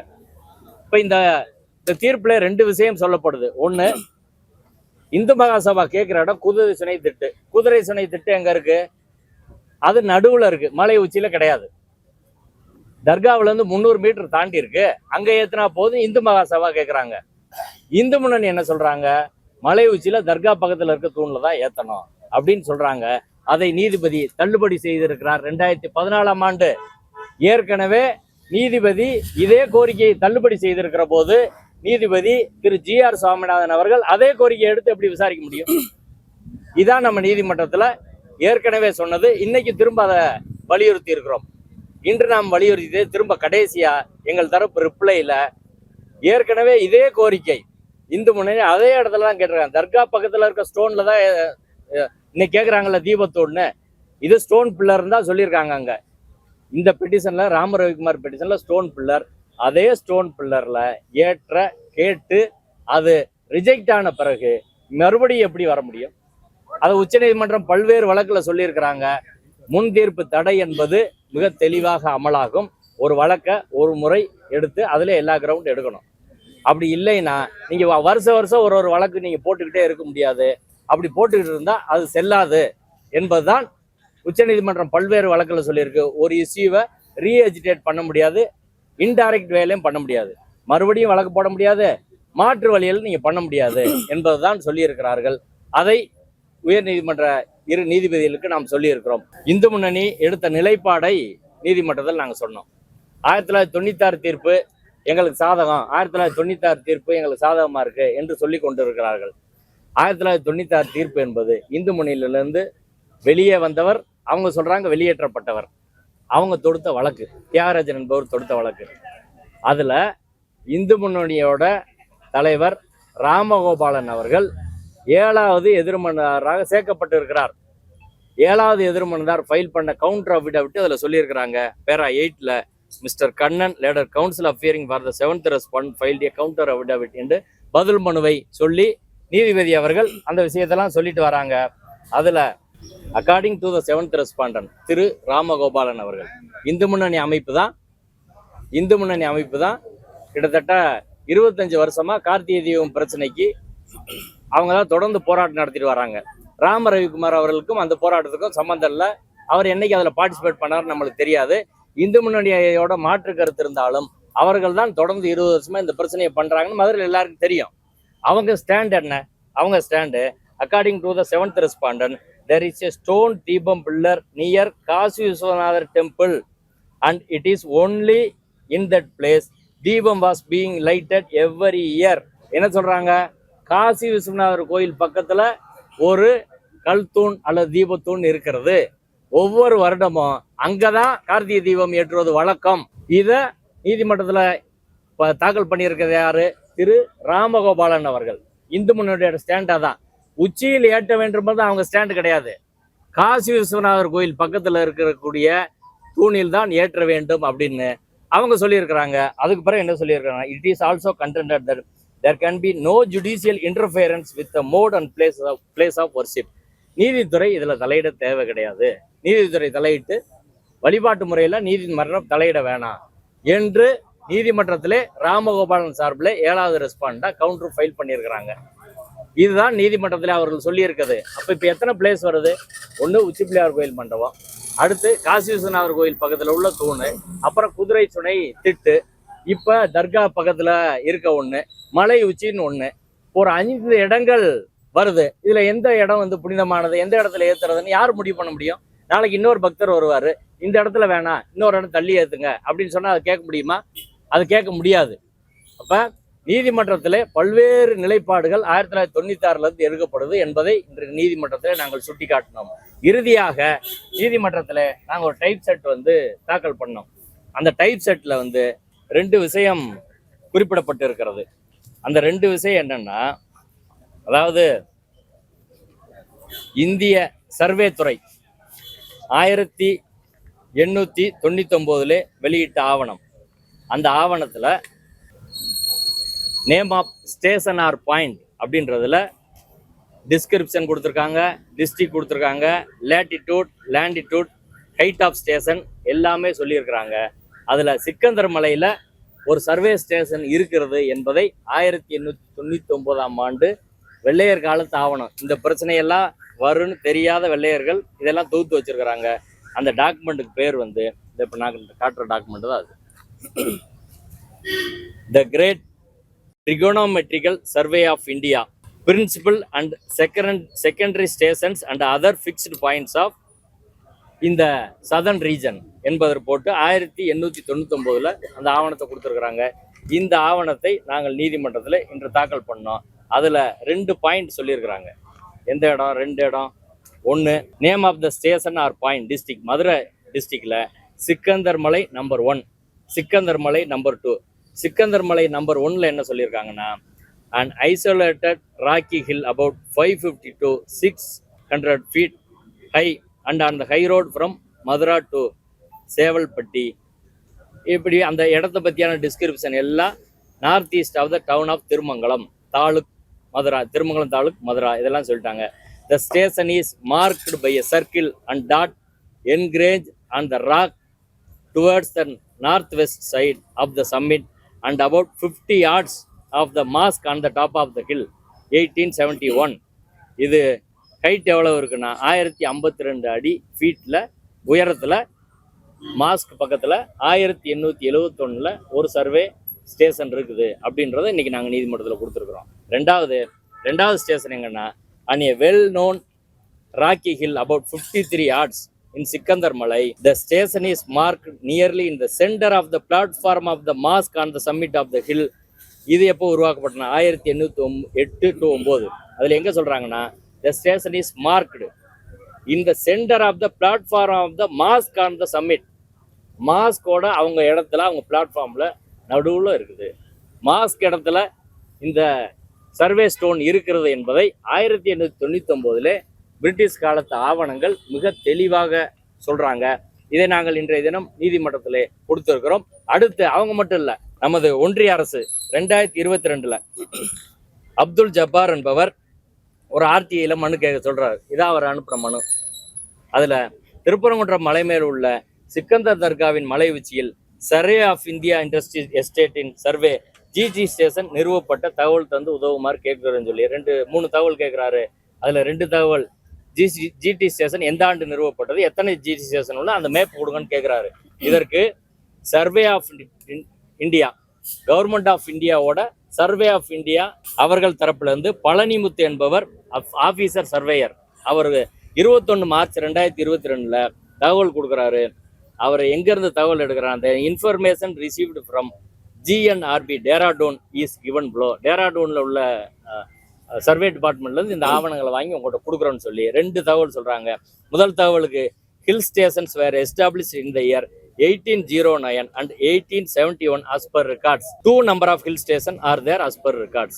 1808-9 ஒரு ஹில் ஸ்டேஷன் உருவாக்கப்பட்டது, சர்வே ஸ்டேஷன். அடுத்து 871 உருவாக்கப்பட்டது, 2 அங்க இருக்கு என்று 2022 இன்றைய ஒன்றிய அரசின் சார்பில் இந்த தகவல் கொடுக்கப்பட்டு இருக்கிறது. இப்போ வெள்ளையர் காலத்தில் கொடுத்த தகவலும் இன்னைக்கு கொடுத்த தகவலும் ஒன்றா இருக்குது. இப்போ அது சர்வே ஸ்டோன் தான் என்பதற்கான கிளியரான ஆதாரங்கள் இருக்குது. இதை இன்று நீதிமன்றத்திலே நாங்கள் முன்வைத்தோம். அப்போது நீதிபதி அவர்கள் இப்போ சர்வே ஸ்டோன் அப்படின்றத கவர்மெண்ட்டே இதுவரை கிளியராக சொல்லாத போது நீங்கள் எப்படி சொல்கிறீங்க என்று கேட்டார். இப்போ நான் அதுக்கு என்ன பதில் சொன்னேன்னா, அதாவது கோயில் தரப்பில் மூத்த வழக்கறிஞர் மாசிலாமணி அவர்கள் ஆஜரானார். அவங்க 3 ஸ்டாண்ட் எடுத்திருக்கிறாங்க. ஒன்று கிரானைட் ஸ்டோன், இன்னொன்று சர்வே ஸ்டோன். ஒருபோதும் அது கார்த்திகை தீபத்தூண் இல்லைன்னு சொல்லிட்டாங்க முத நாள்ல. 2வது நாள் பேசிய மூத்த வழக்கறிஞர் ஜோதி அவர்கள் என்ன சொல்றாருன்னா, அது சமணர் காலத்து தூணாக இருக்கலாம் அப்படின்னு சொல்றாங்க. இப்போ டெம்பிள் 3 ஸ்டாண்ட் எடுத்திருக்கிறாங்க. அவங்க எடுத்த ஒரு ஸ்டாண்டு எழுத்துப்பூர்வமாக ரிட்டன் நோட்ஸா நீதிமன்றத்திலே ஃபைல் பண்ணியிருக்கிறாங்க. அந்த ஃபைல் பண்ண நோட்ஸ்ல திரு மூத்த வழக்கறிஞர் மாசிலாமணி அவர்கள் அதை வாட்சே காட்டினாரு. அது ஒன்று கிரானைட் ஸ்டோன் அல்லது சர்வே ஸ்டோன், ஆனால் தீபத்தூண் கிடையாது அப்படின்றது அதை எழுத்துப்பூர்வமாக எடுத்திருக்கிறாங்க. அவர்கள் எடுத்த நிலையிலேருந்து அதுக்கு சப்போர்ட்டாக நாங்கள் கொடுக்குறோம், கவர்மெண்ட் இதுவரை கொடுக்கல, எனவே கொடுக்குறோன்னு சொல்லி முடிச்சாச்சு இன்னைக்கு எங்கள் வாதங்களை. தமிழக அரசின் தலைமை வழக்கறிஞர் திரு PS ராமன் அவர்கள் 2 நீதிபதிகள் முன்பாக ஆஜராகி தமிழக அரசின் சார்பில் தமிழக அரசின் கோயிலின் நிலைப்பாட்டை தெளிவாக முன்வைத்து ராமரவிக்குமார் தரப்பு வாதங்களுக்கு தெளிவான விளக்கங்களை முன்வைத்தார். முதலில் அவர் தொடங்கும் போதே, நான் தான் தமிழக அரசின் தலைமை சட்ட அதிகாரி, நான் சொல்கிறது தான் நீதிமன்றம் இறுதி வார்த்தையாக எடுத்துக்கொள்ள வேண்டும். நான் ஃபஸ்ட்டு பேசின பிறகு நிறைய பேர் பேசியிருக்கிறாங்க, ஆனால் அவையெல்லாம் பைண்டிங் கிடையாது. நான் சொல்கிறது தான் ஃபைனல் வேர்டு.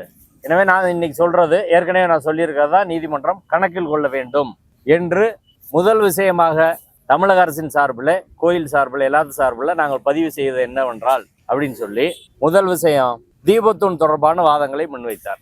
அந்த மலை உச்சியில் தர்கா அருகில் இருக்கக்கூடிய அந்த ஸ்டோன் பில்லர் என்பது தீபத்தூண் என்பதற்கான எந்த ஆதாரமும் இன்று வரை நீதிபதி GR சோமநாதன் முன்பு, இன்னைக்கும் இங்கே 2 நீதிபதிகள் முன்போ இன்று வரை எந்த ஆதாரமும் அவர்கள் வழங்கவில்லை. அதற்கான ஆதாரங்களும் இல்லை. No data, no evidence is available அப்படின்ற வார்த்தையே சொன்னார். டேட்டா கிடையாது, எவிடன்ஸ் கிடையாது, அது தீபத்தூண் என்பதற்கான எந்த ஆதாரங்களும் இல்லை.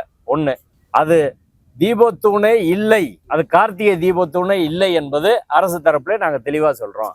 கார்த்திகை தீபத்தூண் என்பது மலையில் முருகன் கோயிலுக்கு மேலே இருக்கக்கூடிய மலை உச்சியில் இருக்கக்கூடிய தூண் தான் கார்த்திகை தீபத்தூண். இங்கே இருக்கிறது தர்கா பக்கத்தில் இருக்கிறது கார்த்திகை தீபத்தூண் கிடையாது. இது அரசோட நிலைப்பாடு. அதில் அங்கே இருக்கு இங்கே இருக்கு அது இது அப்படின்லாம் அதை வந்து சொல்ல முடியாது. எனவே ஒரே ஒரு தீபத்தூண் தான் மலையில் இருக்கு. அந்த தீபத்தூண் உச்சி பிள்ளையார் கோயில் பக்கத்தில் இருக்குது அப்படின்னு சொன்னார். அடுத்து இது சமணரோட இடமா, சமணரோட தூணா அப்படின்ற வாதம் எல்லாம் இரண்டாம் பட்சமானது. நாங்கள் முதல்ல சொல்கிறோம், இது தீபத்தூண் கிடையாது, அவ்வளோதான். சமணர் அப்படின்றதெல்லாம் ரெண்டாம் பட்சமான வாதங்கள். முதல் வாதமாக நாங்கள் சொல்கிறோம், அவங்க எவிடன்ஸ் கொடுக்கல, தீபத்தூண் இல்லை என்பதை மிக தெளிவாக நீதிமன்றத்திலே முன்வைத்தார். ரெண்டாவது, சமணர்னு சொல்கிறத ஒன்றும் நான் எதுக்கலை. அதே சமயம் இதான் அரசோட ஸ்டாண்டு அப்படின்றத கிளியர் பண்ணார். அரசு சொந்தமாக எந்த முடிவையும் நாங்கள் அப்படி திணிக்கலை, இதா அதான் அப்படின்னு சொல்லலை. எங்கள் ஸ்டாண்டு அது தீபத்தூண் என்பதற்கான ஆதாரம் இல்லை. நாங்கள் சொந்தமாக ஒரு ஸ்டாண்டு வந்து வச்சுக்கலாம், ஆளாளுக்கு ஒன்று பேசலாம். அரசோட நிலைப்பாடு இதான்.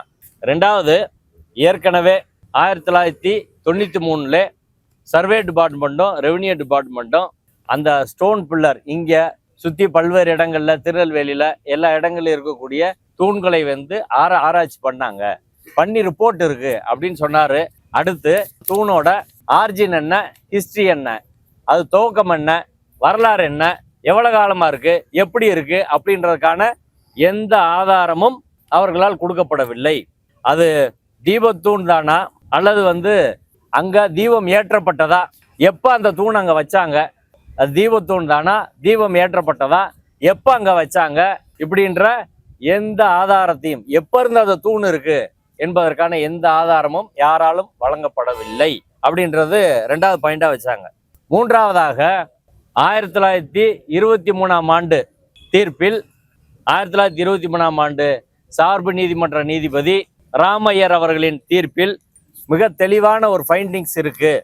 அந்த ஃபைண்டிங்ஸ்ல ராமையர் அவர்கள் எல்லா தரப்பு வழக்கறிஞரும் அழைத்து சென்று கவர்மெண்ட் தரப்பு, தர்கா தரப்பு, கோயில் தரப்பு எல்லாரையும் அழைச்சிட்டு போய் மேலே பார்வையிட்டு மொத்த மலையும் பார்த்துட்டு அந்த தீர்ப்பில் அவர் எழுதுறாரு, நான் போய் நேரடியாக பார்த்தேன், மலை உச்சி வரை போய் பார்த்தேன், எல்லாவற்றையும் சொல்லிவிட்டு அவர் சொல்றதை இன்னைக்கு ஏஜி அவர்கள் நீதிமன்றத்தில் சொன்னாரு. The only structure is dargah, no other religious structure is there. தர்கா மட்டும்தான் இந்த மலை உச்சியில, தர்கா இருக்கக்கூடிய மலை உச்சியில தர்கா மட்டும்தான் இருக்கிறது, வேறு எந்த மத சின்னங்களும் அங்கு இல்லை என்பதை அவர் பதிவு செய்திருக்கிறார். பேரா நம்பர் 42 1923 தீர்ப்புல. ரெண்டாவது, அதுல இன்னொரு முக்கியமான விஷயத்தை சார்பு நீதிமன்ற நீதிபதி ராமையர் அவர்கள் பதிவு செய்ததை ஏஜி அவர்கள் சொன்னார். The only sacred place is the mask. அந்த மலைப்பகுதியில இருக்கக்கூடிய ஒரே புனிதமான இடம் மசூதி மட்டும்தான், மசூதி தர்கா மட்டும்தான். அங்க ரிலீஜியஸா புனிதமா இருக்கக்கூடிய இந்த பகுதியில் இருக்கக்கூடிய ஒரே இது, அந்த பகுதி தான் வழக்கு நடக்குது. இப்போ வழக்கு நடக்கிற பகுதியில இப்ப சொல்ற இந்த ஸ்டோன் பில்லர் இருக்கக்கூடிய பகுதியில வழக்கு நடந்ததுல நீதிபதி 1923 தீர்ப்புல அதற்கு முன்பாக பார்வையிட்டு எல்லா தரப்பு வக்கீலை வச்சு பார்வையிட்டு அவர் ஃபைண்டிங்ஸ் சொல்லியிருக்காரு. அந்த ஃபைண்டிங்ஸ்ல அந்த பகுதியில ஒரே ஒரு புனிதமான இடம் தான் இருக்குது, அது தர்கா மட்டும்தான் என்பதை சொல்லி இருக்கிறார். எனவே இந்த பிரச்சனை அன்னைக்கே செட்டில் ஆயிருச்சு. அதுக்கப்புறம் அன்றைய உச்ச நீதிமன்றமான பிரிவு கவுன்சில் போய் அங்கேயும் செட்டில் ஆயிருச்சு. இதை ரீஓபன் பண்ண வேண்டிய தேவையில்லை. எனவே நீதிபதி திரு ஜி.ஆர். சாமிநாதன் அவர்களின் தீர்ப்பு என்பது அன்ரீசனபிள், இர்ரேஷனல் ஆர்டர், காரணங்கள் ஏதும் இல்லாம தர்க்க ரீதியான நியாயங்கள் ஏதுமின்றி வழங்கப்பட்ட ஒரு உத்தரவாக, காரணங்கள் தர்க்க நியாயங்கள் இன்றி எவிடன்ஸ் இல்லாம வழங்கப்பட்ட ஒரு உத்தரவாக நீதிபதி திரு ஜி.ஆர். சாமிநாதன் அவர்கள் உத்தரவு இருக்கிறது. அதுல நீதிபதி ஜி.ஆர். சாமிநாதன் அவர்கள் தீர்ப்பை வந்து படிச்சு காட்டினார். ஏஜி படிச்சுட்டு அதுல ஒரே ஒரு கொஸ்டின் தான் வந்து கேட்குறாரு. அதான் வந்து அல்டிமேட். இந்த மொத்த வழக்கிலே ஒரே ஒரு கேள்விதான் முக்கியம். கோயில் அந்த சோகால்டு தீபத்தூண்ல வந்து தீபம் ஏற்றலாமா இல்லையா, அவங்களுக்கு அந்த டியூட்டி இருக்குதா இல்லையா, ஸ்டேட் கோயில் அதை செய்யணுமா இல்லையா, இப்படி ஒரு கேள்வியை தான் ஃப்ரேம் பண்ணாரு. அந்த ஒரு கேள்வி வந்து தப்பான கேள்வி. அதுக்கு ஏஜி சொன்னாரு, தப்பான கேள்வியை தப்பான ஆள்கிட்ட கேட்டா, தப்பான இடத்துல கேட்டா தப்பான ஆன்சர் தான் வரும், அதுல ஒன்றும் சந்தேகம் கிடையாது. இந்த கேள்வி என்பது தவறானது. கேள்வியை நீங்க தவறா ஃப்ரேம் பண்ணீங்கன்னா, ராங் கொஸ்டின் நீங்க ஃப்ரேம் பண்ணா, ராங் பர்சன்ட்ட கேட்டா ராங் ஆன்சர் தான் வரும், அதுல ஒன்றும் சந்தேகம் கிடையாது. உங்க கேள்வி ஃப்ரேம் பண்ணதே தப்பு. அந்த கேள்வியில கோயிலோட ஆப்ளிகேஷன் என்ன, கோயிலுக்கு டியூட்டி இருக்கா அப்படின்னா அப்படி ஒண்ணுமே கிடையாது. கோயிலோட டியூட்டி செக்ஷன் 28 படி கஸ்டமை பாதுகாக்கிறது, பழக்கம் வழக்கம் கோயில் மரபை பாதுகாக்கிறது, ஆகமத்தை பாதுகாக்கிறது செக்ஷன் 28 எங்களுக்கு அதுதான் சொல்லுது. அதைத்தான் நாங்கள் உச்சி பிள்ளையார் கோயிலில் ஏற்றுறோம். அப்போ கோயிலோட டியூட்டின்றது உச்சி பிள்ளையார் கோயிலில் ஏற்றுறதான். அதை மாற்றி நீதிமன்றம் சொல்ல முடியாது. அது எங்களுக்கு ஆப்ளிகேஷன் கிடையாது, அது எங்கள் டியூட்டி கிடையாது. எனவே கோயிலோட டியூட்டி இதுவான்னு அவர் கேள்வியை ஃப்ரேம் பண்ணதே அடிப்படையில் தவறானது. ரெண்டாவது, ஒவ்வொரு பக்தரும் ஒவ்வொரு பக்தருக்கும் ஒரு திருவிழாவில் பங்கேற்கிற மற்ற நிகழ்வுகள் பங்கேற்கிற உரிமை இருக்கு என்று நீதிபதி ஜி.ஆர். சாமிநாதன் அவர்கள் அவர் தீர்ப்பில் சொல்லியிருக்கிறாரு. இது வழக்கமான யூசுவல் ஃபெஸ்டிவல் கிடையாது. இது யூசுவல் ஃபெஸ்டிவல் கிடையாது. வருடத்துக்கு ஒரு முறை நடக்கக்கூடிய கார்த்திகை தீபம் திருவிழா. அதில் எல்லாரையும் நாங்கள் அனுமதிக்க முடியாது. எல்லா இடங்கள்லையும் திருவண்ணாமலையில் எப்படி நடத்துகிறாங்க அது எனக்கு கிளியராக தெரியாது. அதில் எவ்வளோ பேர் போகிறாங்க அப்படின்னு தெரியாது. நாங்கள் இங்கே உச்சி பிள்ளையார் கோயிலை பொறுத்தவரை சில குறிப்பான நபர்கள் மட்டுமே அங்கே தீபம் ஏற்ற முடியும். எல்லாரையும் நாங்கள் அனுப்ப முடியாது. ஒருவேளை அப்படி ஒரு சூழல் வந்தால் கோயில் நிர்வாகம், மாவட்ட நிர்வாகம், காவல்துறை எல்லாரும் உட்காந்து பேசி தான் அது முடிவு பண்ண முடியுமே தவிர அது ஒரு சிவில் ரைட்டு, எல்லாருக்கும் அந்த பக்தர்களுக்கு உரிமை இருக்குது என்று நீதிமன்றம் சொல்ல முடியாது. எங்கே சொல்ல முடியாதுன்னா ஆர்டிகல் 226 சொல்ல முடியாது. ஆர்டிகல் 226 அதை சொல்வதற்கான அதிகாரம் என்பது நீதிமன்றத்துக்கு கிடையாது. அடுத்து இது தமிழரோட பண்பாடு அப்படின்னு சொல்லி நீதிபதி அவர்கள் சொல்கிறார். அடுத்து வெளியிலேருந்து ஆக்கிரமிச்சிட்டாங்க அப்படின்னு சொல்லி தீர்ப்பில் சில வரிகளை சொல்கிறான். இதுக்கெல்லாம் ப்ளீடிங்ஸே கிடையாது. யாருமே இதை சொல்லலை, எந்த பெட்டிஷன்லையும் சொல்லலை. மனுதார் ராமரவிக்கோரன் கூட யாருமே இதை சொல்லாத போது நீதிபதியா அவர் எங்கேருந்து எடுத்து சொல்கிறாரு என்று சொல்லிவிட்டு தான் ராங்கா கொஸ்டின், தவறான ஒரு கேள்வியை தவறான ஆள்டம் வச்சால் தவறான ஆன்சர் தான் வரும். அப்போ கேள்வியை சரியாக ஃப்ரேம் பண்ணும். அடுத்து ஈஓவுக்கு ஜூரிஸ்டிக்ஷன் இருக்கா இல்லையா அப்படின்னா ஈஓவுக்கு ஜூரிஸ்டிக்ஷன் கிடையாது. அங்கே டெம்பிளோட மேனேஜ்மெண்ட், கோயிலோட அறங்காவலர் குழுவுக்கு தான் அதிகாரம் இருக்கிறது. அறங்காவலர் குழு போர்டு தான் அதை டிசைட் பண்ணணும். அப்படி இல்லை இவங்க ஈஓ சரியாக டிசைட் பண்ணலன்னா போர்டுக்கு தான் அவங்க பெட்டிஷன் கொடுத்துருக்கணும். போர்டு தான் அதை டிசைட் பண்ணணும். ரெண்டாவது, எல்லாமே எமோஷன் அடிப்படையில் நேற்று அதற்கு முன்தினம் எல்லாம் எமோஷன் அடிப்படையில் நீதிமன்றத்தில் பேசுகிறாங்க. அது இல்லை விஷயம். இங்கே சட்ட ரீதியான விஷயங்கள் மட்டும்தான் பேசப்படணும். அந்த சட்ட ரீதியான விஷயங்கள் இது ஹெச்ஆர்என்சி ஆக்ட் படி இந்த கோரிக்கை, அவர் ராமரவிக்குமாரின் கோரிக்கை என்பது சரியா இல்லையான்றால் அது சட்டப்படியான விஷயங்கள் தான் பேசணும். அதில் பாண்டி கோயில் வழக்கை ஏஜி அவர்கள் சுட்டி காட்டினார். பாண்டி கோயிலில் இதே போல் ஒரு கஸ்டம் தொடர்பாக எனக்கு மரியாதை இல்லை, எங்களுக்கு அங்கே ரைட் இருக்குது அப்படின்ற வழக்கு தொடர்பாக உயர்நீதிமன்றத்தில் இதே நீதிபதி திரு ஜெயச்சந்திரன் அவர்கள் இங்கே அவர்கள் முன்பாக வழக்கு வந்திருக்கிறது. அந்த வழக்கில் நீங்கள் உங்கள் உரிமை தொடர்பாக, அதாவது கஸ்டம், பழக்கம், வழக்கம் இப்படியான விஷயங்கள் தொடர்பாக நீங்கள் பாண்டி கோயில் என்பதும் எல்லா கோயிலும் ஹெச்ஆர்என்சி சட்டத்துக்கு உட்பட்டது. ஹெச்ஆர்என்சி ஆக்டில் உங்களுக்கான ரெமடி என்ன இருக்குன்னா நீங்கள் சிவில் கோர்ட்டுக்கு அதுக்கு போக முடியாது. ஹெச்ஆர்என்சி ஆக்டில் செக்ஷன் 63E நீங்கள் உங்கள் கஸ்டம்னா ஹெச்ஆர்என்சி ஜேசி முன்னாடி தான் நீங்கள் போகணும். அதை இதே நீதிமன்றத்தில் இருக்கக்கூடிய இப்போது வழக்கை விசாரித்து வரக்கூடிய நீதிபதி திரு ஜெயச்சந்திரன் அவர்கள் நீங்கள் தீர்ப்பு சொல்லியிருக்கிறீங்க என்று அவருடைய தீர்ப்பே அவருக்கு வாய்ச்சி காட்டினார். எதிர்த்தரப்பு வழக்கறிஞர்கள் இது உச்சநீதிமன்றம் போய் அது ரிவர்ஸ் ஆயிருக்கு அப்படின்னு சொல்லி அதையும் வழக்கறிஞர் ஆனந்தவல்லி அவர்கள் சொன்னார்கள். அதற்கு பிறகு நீதிபதி அவர்கள் என்ன கேட்டார்னா, அந்த நான் சொன்ன போர்ஷன் ரிவர்ஸ் ஆயிருக்கா இல்லை ஈஓ நியமனம் மட்டும் ரிவர்ஸ் ஆயிருக்குன்னா ஈஓ நியமனம் மட்டும்தான் ரிவர்ஸ் ஆயிருக்கு ஒழிய இதை சிவில் கோர்ட்டில் அல்ல, நீங்கள் ஜேசி முன்னாடி தான் தீர்த்துக்கிறணும் என்று சொன்ன விஷயம் என்பது ரிவர்ஸ் ஆகலை. அது சுப்ரீம் கோர்ட்டில் சரியாக தான் வந்திருக்குன்னு திரும்பவும் ஏஜி அந்த தீர்ப்பையும் படித்து காட்டினார். அடுத்து ஹெச்ஆர்என்சி சட்டத்தில் ஒரு பக்தருக்கான உரிமை, அவருக்கான உரிமை என்பது 4 டயரில் பாதுகாப்பு இருக்குது.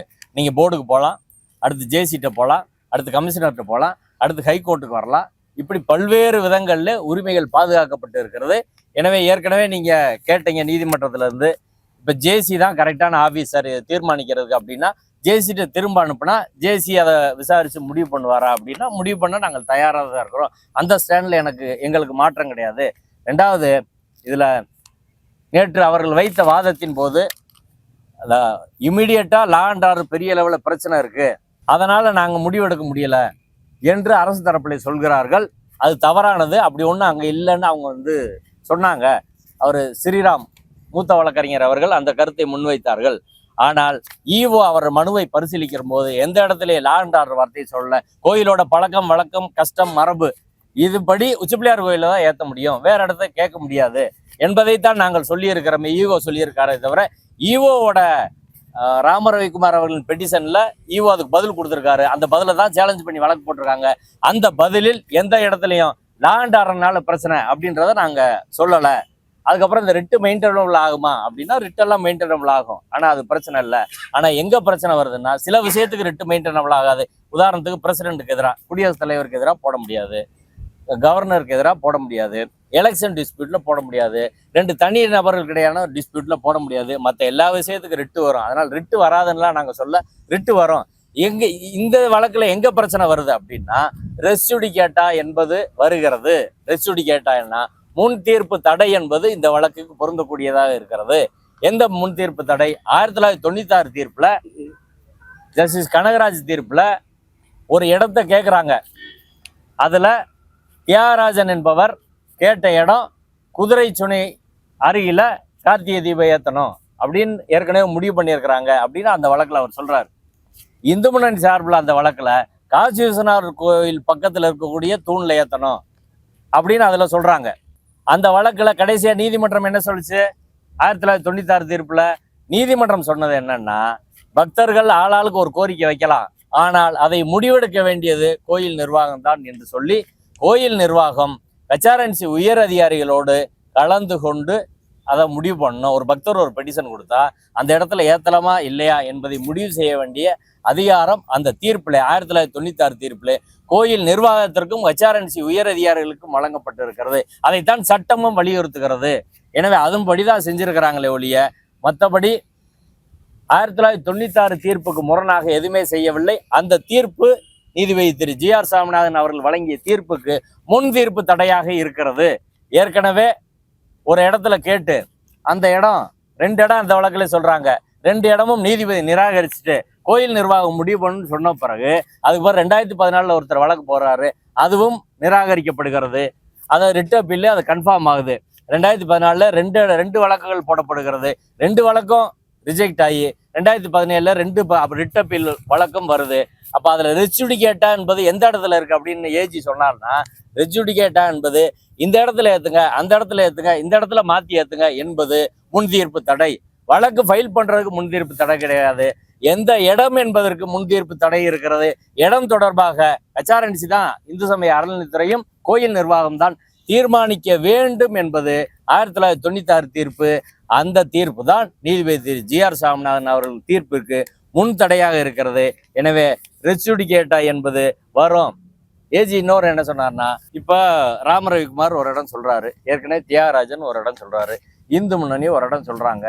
நாளைக்கு இன்னும் கொஞ்சம் பேர் இன்னும் ஒரு 4 பேர் அந்த குதிரை சீனில் கொஞ்சம் தாண்டி அந்த பக்கம் ஒரு 100 மீட்டர் தாண்டி ஏற்றுங்க, இல்லை இங்கிட்டிருந்து ஒரு 150 மீட்டர் தாண்டி ஏற்றுங்க, தர்காவிலேருந்து கொஞ்சம் தள்ளி ஏற்றுங்க, 200 மீட்டர் தாண்டி ஏற்றுங்கன்னு நாளைக்கு யாராலும் ஒவ்வொருத்தரும் அப்படி சொன்னாங்கன்னா அதை அனுமதிக்க முடியுமான்னா அதில் தான் முன் தீர்ப்பு தடை இருக்கிறது. அப்படி அனுமதிக்க முடியாது.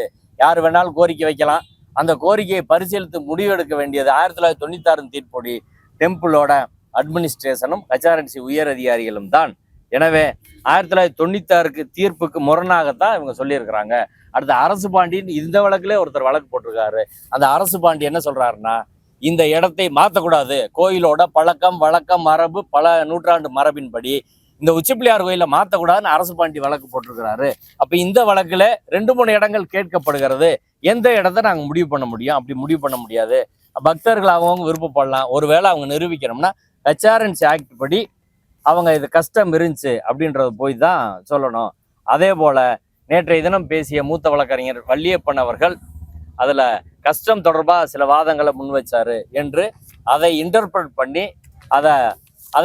பண்ணி any other matter establish usage என்பதை சொல்லி அதற்கான விளக்கம் என்ன, கஸ்டம்னா என்ன, யூசேஜ்னா என்ன, அந்த 63E என்ன சொல்லியிருக்கு, அதுக்கு செமிகோலன் வச்சிருக்கிறாங்க, அதுக்கு என்ன அர்த்தம் என்பதையெல்லாம் மிக தெளிவாக சட்ட ரீதியாக விளக்கினார்.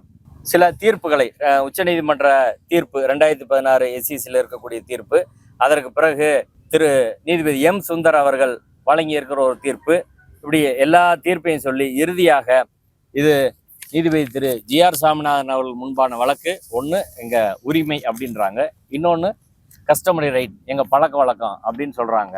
ஆனால் நீதிபதி அவர்கள் அதை ரெண்டையும் விட்டாங்க. ரெண்டையும் விட்டு அவர் இது ப்ராப்பர்ட்டி ரைட்டு அப்படின்னு போறாரு.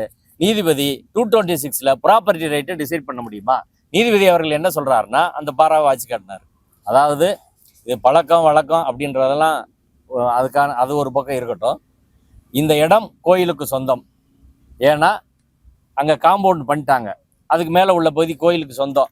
கோயிலுக்கு சொந்தமான இடத்தில் சொத்தை பாதுகாப்பதற்காக நீங்கள் கார்த்திகை தீபம் ஏற்ற வேண்டும் என்று நீதிபதி அவர்கள் சொல்லி இருக்கிறார். கஸ்டமரி ரைட்டை ஆர்டிகல் 226ல் ப்ராப்பர்ட்டி ரைட்டாக நீதிபதி அவர்கள் மாற்றுவதற்கான அதிகாரம் என்பது 226ல் கிடையாது. ப்ராப்பர்ட்டி ரைட் கிடையாது. கோயில் எங்கேயுமே எங்கள் ப்ராப்பர்ட்டிக்கு எங்கள் சொத்துக்கு ஆபத்து வந்துருச்சுன்னு அப்படி சொல்லலை. அவங்க வழக்கம் போடல, இவங்களும் சொல்லலை. ராமரவிக்குமாரோ வேற மனுதாரர்களோ யாருமே இது ப்ராப்பர்ட்டி ரைட்டு அப்படின்றத சொல்லலை. நீதிபதியா இவங்க சொன்ன ரைட்டை என்ன ப்ரேயரில் கேட்குறாங்க, ப்ளீடிங்ஸில் என்ன கேட்குறாங்களோ, என்ன ப்ரேயரில் கேட்குறாங்களோ, எல்லா ரிட் பெட்டிஷன்லையும் யாருமே ப்ராப்பர்ட்டி ரைட்டுன்னு சொல்லலை. ஆனால் நீதிபதி அவர்கள் அதை கன்வெர்ட் பண்ணுறாரு. கன்வெர்ட் பண்ணி அது ப்ராப்பர்ட்டி ரைட்டுன்னு கொண்டு வராரு. அப்படி கொண்டு வர்றதுக்கான அதிகாரம் உயர்நீதிமன்ற நீதிபதிக்கு இல்லை என்ற வாதத்தை ஏஜி அவர்கள் தெளிவாக முன்வைத்தார். இறுதியாக வழக்கறிஞர் லஜபதி ராய் அவர்கள் இந்த ஏற்கனவே ஆடுகோழி வெட்டக்கூடாது என்ற வழக்கில் 3 நீதிபதிகள் அமர்வு தீர்ப்பு கொடுத்திருக்கிறது. அந்த 3 நீதிபதிகள் அமர்வில் இந்திய அரசின் தொல்லியல் துறை வந்து ஒரு வாதங்களை முன் வச்சாங்க. அதில் திருப்பரங்குன்றம் மலை இருக்கக்கூடிய 172.2 ஏக்கரும் மொத்தமும் ஆர்கியாலஜி டிபார்ட்மெண்ட்டுக்கு தான் சொந்தம். அதற்காக 2 நோட்டிஃபிகேஷன் போட்டிருக்கோம். ஆர்கியாலஜி டிபார்ட்மெண்ட்டோட இந்திய அரசின் தொல்லியல் துறை அனுமதி இல்லாமல் நீங்கள் ஆடுகோழியோ வேற எந்த நடவடிக்கையோ அங்கே வெட்டக்கூடாது, ஆடுகோழி வெட்டக்கூடாது, எந்த நடவடிக்கையும் செய்யக்கூடாது என்று அந்த வழக்கில் ஸ்டாண்ட் எடுத்தாங்க. அதை நீதிபதி அவர்கள் உறுதி செய்து ஆர்கியாலஜிகள் தொல்லியல் துறையின் சட்டப்படி நீங்கள் ஆடுகோழி வெட்ட முடியாது என்று நீதிபதி திரு விஜயகுமார் அவர்கள் தீர்ப்பு சொல்லியிருக்காங்க. ஏற்கனவே நீதிபதி ஸ்ரீமதி அவர்கள் சொன்னாங்க. 3 நீதிபதியில் 2 நீதிபதிகள் சொல்லியிருக்காங்க. இந்த 2 பெஞ்சும் அந்த 3 நீதிபதிகள் தீர்ப்புக்கு லார்ஜர் பெஞ்சு கட்டுப்பட்டது தான். ஆனால் இந்த வழக்கில் இந்திய அரசின் தொல்லியல் துறை பார்ட்டியாக நீதிபதி திரு GR சாமிநாதன் அவர்களால் சேர்க்கப்பட்டும் நீதிபதி GR சாமிநாதன் முன்பாக வந்து தொல்லியல் துறை எந்த வாதத்தையும் வைக்கல, போயிட்டாங்க, எதுவுமே சொல்லலை. இங்க அப்பீல்லையும் அவங்க பார்ட்டியா இருக்கிறாங்க. நீதிமன்றமும் பலமுறை கேட்டு விட்டது. நீதிமன்றம் பலமுறை கேட்டு கூட இந்திய அரசின் தொல்லியல் துறை தனது தரப்பு என்பதை இன்று வரை நீதிமன்றத்திலே சொல்லவில்லை. எனவே தர்கா தரப்புக்கு ஒண்ணுன்னா எல்லாருக்கும் அதான், மொத்த மலையும் தொல்லியல் துறைக்கு சொந்தம்னா எல்லாருக்கும் அது பொருந்துமா இல்லையா? ஏன் தொல்லியல் துறை அந்த வாதத்தை நீதிமன்றத்தில் வந்து சொல்ல மாட்டாங்க? சிங்கிள் ஜட்ஜிட்டே வரமாட்டாங்க, இங்கேயும் வரமாட்டாங்க. அந்த வழக்கில் தர்கா அந்த பிரச்சனை ஆடுகோழி பிரச்சனைக்கு மட்டும் வேகமாக வந்து சொன்னாங்க, இங்கே ஏன் சொல்லலை?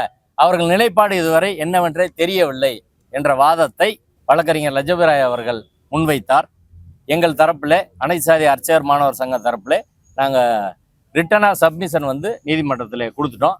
நாளை காலையிலக்குள்ள மற்ற எல்லாரும் கொடுத்துருங்க என்று சொல்லி இந்த வழக்கு என்பது தீர்ப்புக்காக ஒத்தி வைக்கப்பட்டிருக்கு.